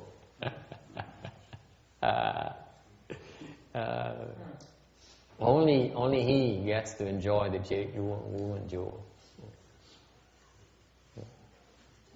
On top of it, he has hundreds and hundreds of wives and concubines as well, and yet he still carries with him a Jade Woman jewel.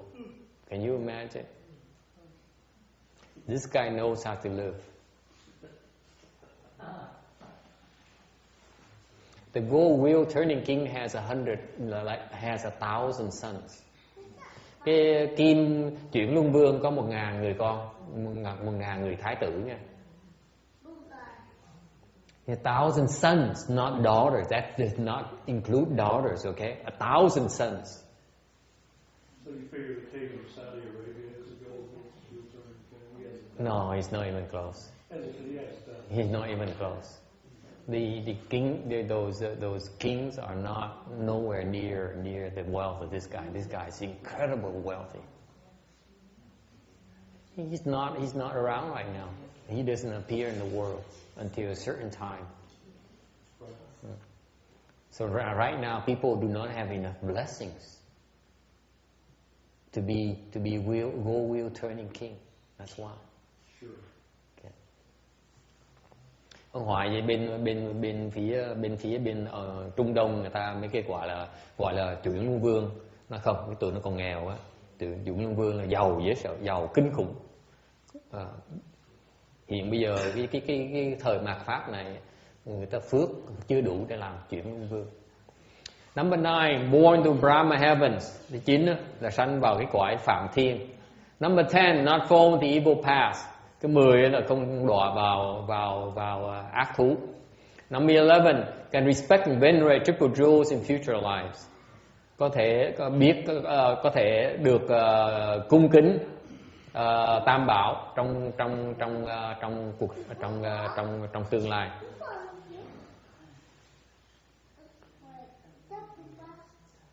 Okay. And these people gradually accrue merit and virtues, and they are replete with great compassion, and they already have accomplished the Buddha way. Kinh cũng nói nữa, làm cái tường này không á, là những cái người này ngoài ra 4 cái đức này, những cái người mà lập tượng này á, làm hình tượng Bồ Tát này á, là cứ tiếp tục mà tích tụ công đức, tâm thì đầy đủ lòng đại bi, và họ đã thành Phật đạo. Họ chắc chắn sẽ thành Phật. They will certainly accomplish the Buddha way. So that's how meritorious the act of creating the Bodhisattva images is. Bởi vậy tạo hình tượng Bồ Tát, cái Phật Bồ Tát nó công đức lớn như vậy. Yes, question. These are 3D images, not 2D. No. Photocopy. No. They are the idea here. Cái câu hỏi là cái này là hình tượng nào hoàn, chứ không phải là mình copy nó. No, it's not about that. It's about the reverence and the effort and into making the images. Không phải là nó phải đánh giá cái này bằng cách là cái sự quý báu của cái hình tượng đâu nha. Okay. Không phải cần làm bằng vàng và bằng bạc nó mới được giá trị đâu. Đấy. Đó là cái tâm mình á, khi mình làm những hình tượng, cái tâm mình là sao? What really matters is the mind that you use, the mind that was there when you used to make the images. That's what really matters. Cái tâm mình lúc mình tạo hình tượng đó, cái tâm mình là sao đó, nó mới tương ưng với cái quả báo của mình.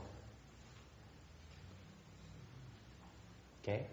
Chẳng hạn như mình nghèo có quá. For example, if you're so poor you cannot afford anything, but draw something on paper. Chẳng hạn như là tâm mình mà như mình nghèo quá mà mình không đủ gì hết, mình chỉ có đủ tiền mà mua miếng giấy, tí mực để mình vẽ cái hình tượng thôi. Okay.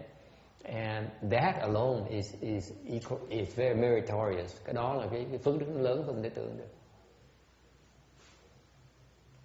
Alright. Any other questions? Ai thắc mắc gì nữa không? Yes. What's the update for next week on Saturday and Fremont? Oh, update next week. At this point in time, I haven't made up my mind yet. Tuần sau, thứ bảy tuần sau. First of all, next Saturday I will be in Northern California. Thứ nhất, thứ bảy tuần sau mình nghỉ một ngày. So we'll be take Saturday off. Okay, no lecture Saturday, no Saturday thing. I'm still waiting to see if people are interested in cultivating between 7 and 9:30. Tôi vẫn đợi cái thử là người ta có muốn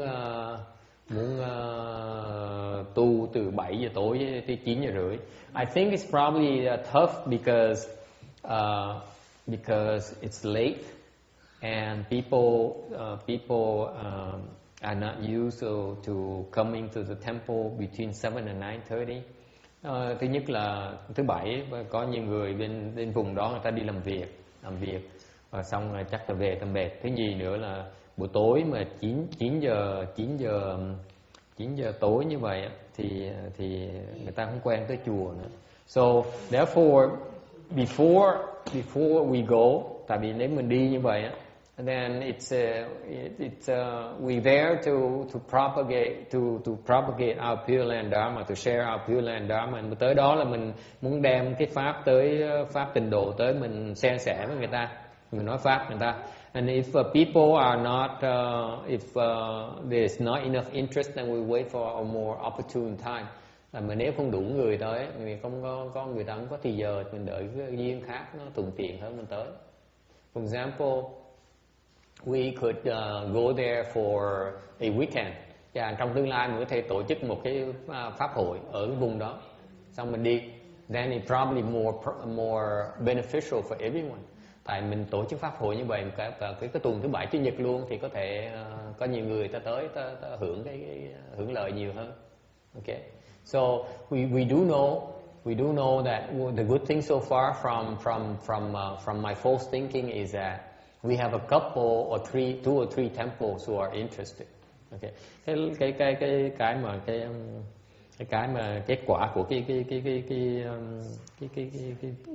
cái sự mình cái vọng tưởng này á, là có hai ba cái chùa họ bày tỏ cái ý là họ muốn mời mình tới.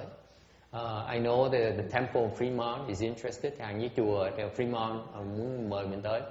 And then the temple in downtown San Jose as well, hàng cái chùa An Lạc cũng muốn mời mình tới. For example, the downtown San Jose temple have a 2-day, Saturday and Sunday, Pure Land Assembly as well, from 5 until 5 in the morning until 5 in the evening. Chùa An Lạc ngày thứ bảy, chủ nhật tuần sau tổ chức niệm Phật, pháp hội niệm Phật từ 5 giờ sáng tới 6 giờ tới 5 giờ chiều ngày thứ bảy, ngày chủ nhật. So therefore they invited us to go there and join them during those time periods. Họ mời mình tới. But it turns out that my time is limited. I don't have free time during the day. Cái kẹt là buổi ngày tôi bị kẹt. I'm not free during the daytime on Saturday. On Sunday we have a take refuge ceremony that I have to come back to. Rồi ngày chủ nhật á, sáng chủ nhật á, thì tôi phải trở lại đây để mình có cái quy y với ngũ giới. Oh, by the way, tomorrow we have between noon and 1 o'clock, instead of bowing, we have the 5 precept class. Ngày mai á, nhắc lại ngày mai á, thay vì 12 giờ rưỡi tới 1 giờ mình lại Phật đó, thì từ 12 giờ đến 1 giờ có cái lớp ngũ giới. Right? So this is a training class for the 5 precepts.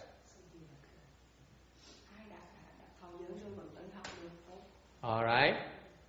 So anyway, so I'm still waiting. People are interested, but I just don't want to cause a lot of grief to the bhikshunis in particular, because I don't mind the hardship.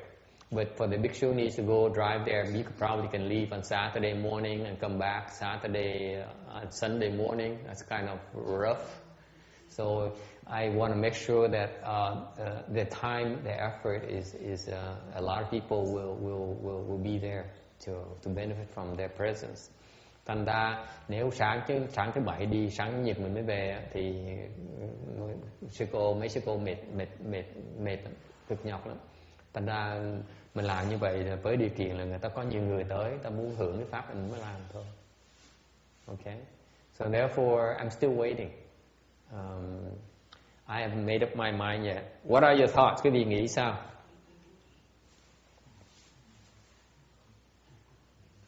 We will organize Dharma assemblies up north.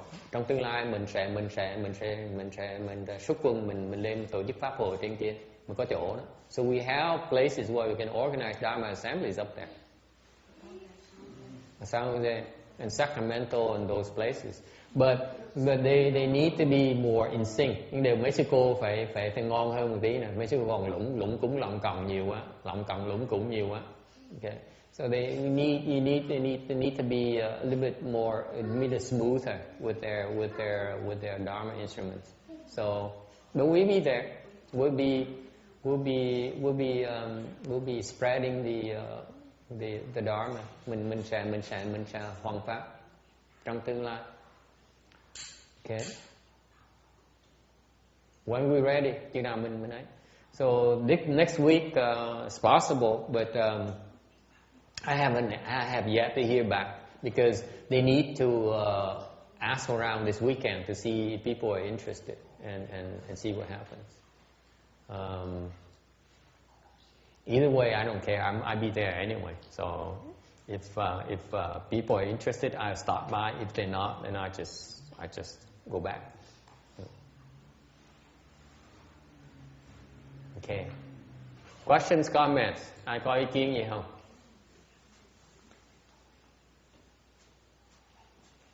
No?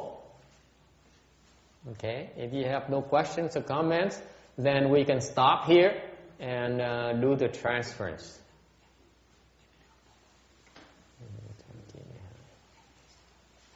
Because you have a Chinese class to go to. How's the Chinese class going? Mình ngừng lại đây tại mình có lớp tàu. Những tàu mình phải mình muốn tham gia. I highly recommend that you take up Chinese because it's a beautiful language, beautiful culture. Cái tiếng Tàu nó hay, nó cũng phải lợi trong tương lai này nè. Tiếng Tàu nó ngày càng thông dụng mà cái văn hóa Tàu nó hay lắm, rất là thâm sâu. Okay. Is it better on Saturday or Sundays? Cái lớp Tàu này thích thứ Bảy hơn là thích Chủ nhật hơn.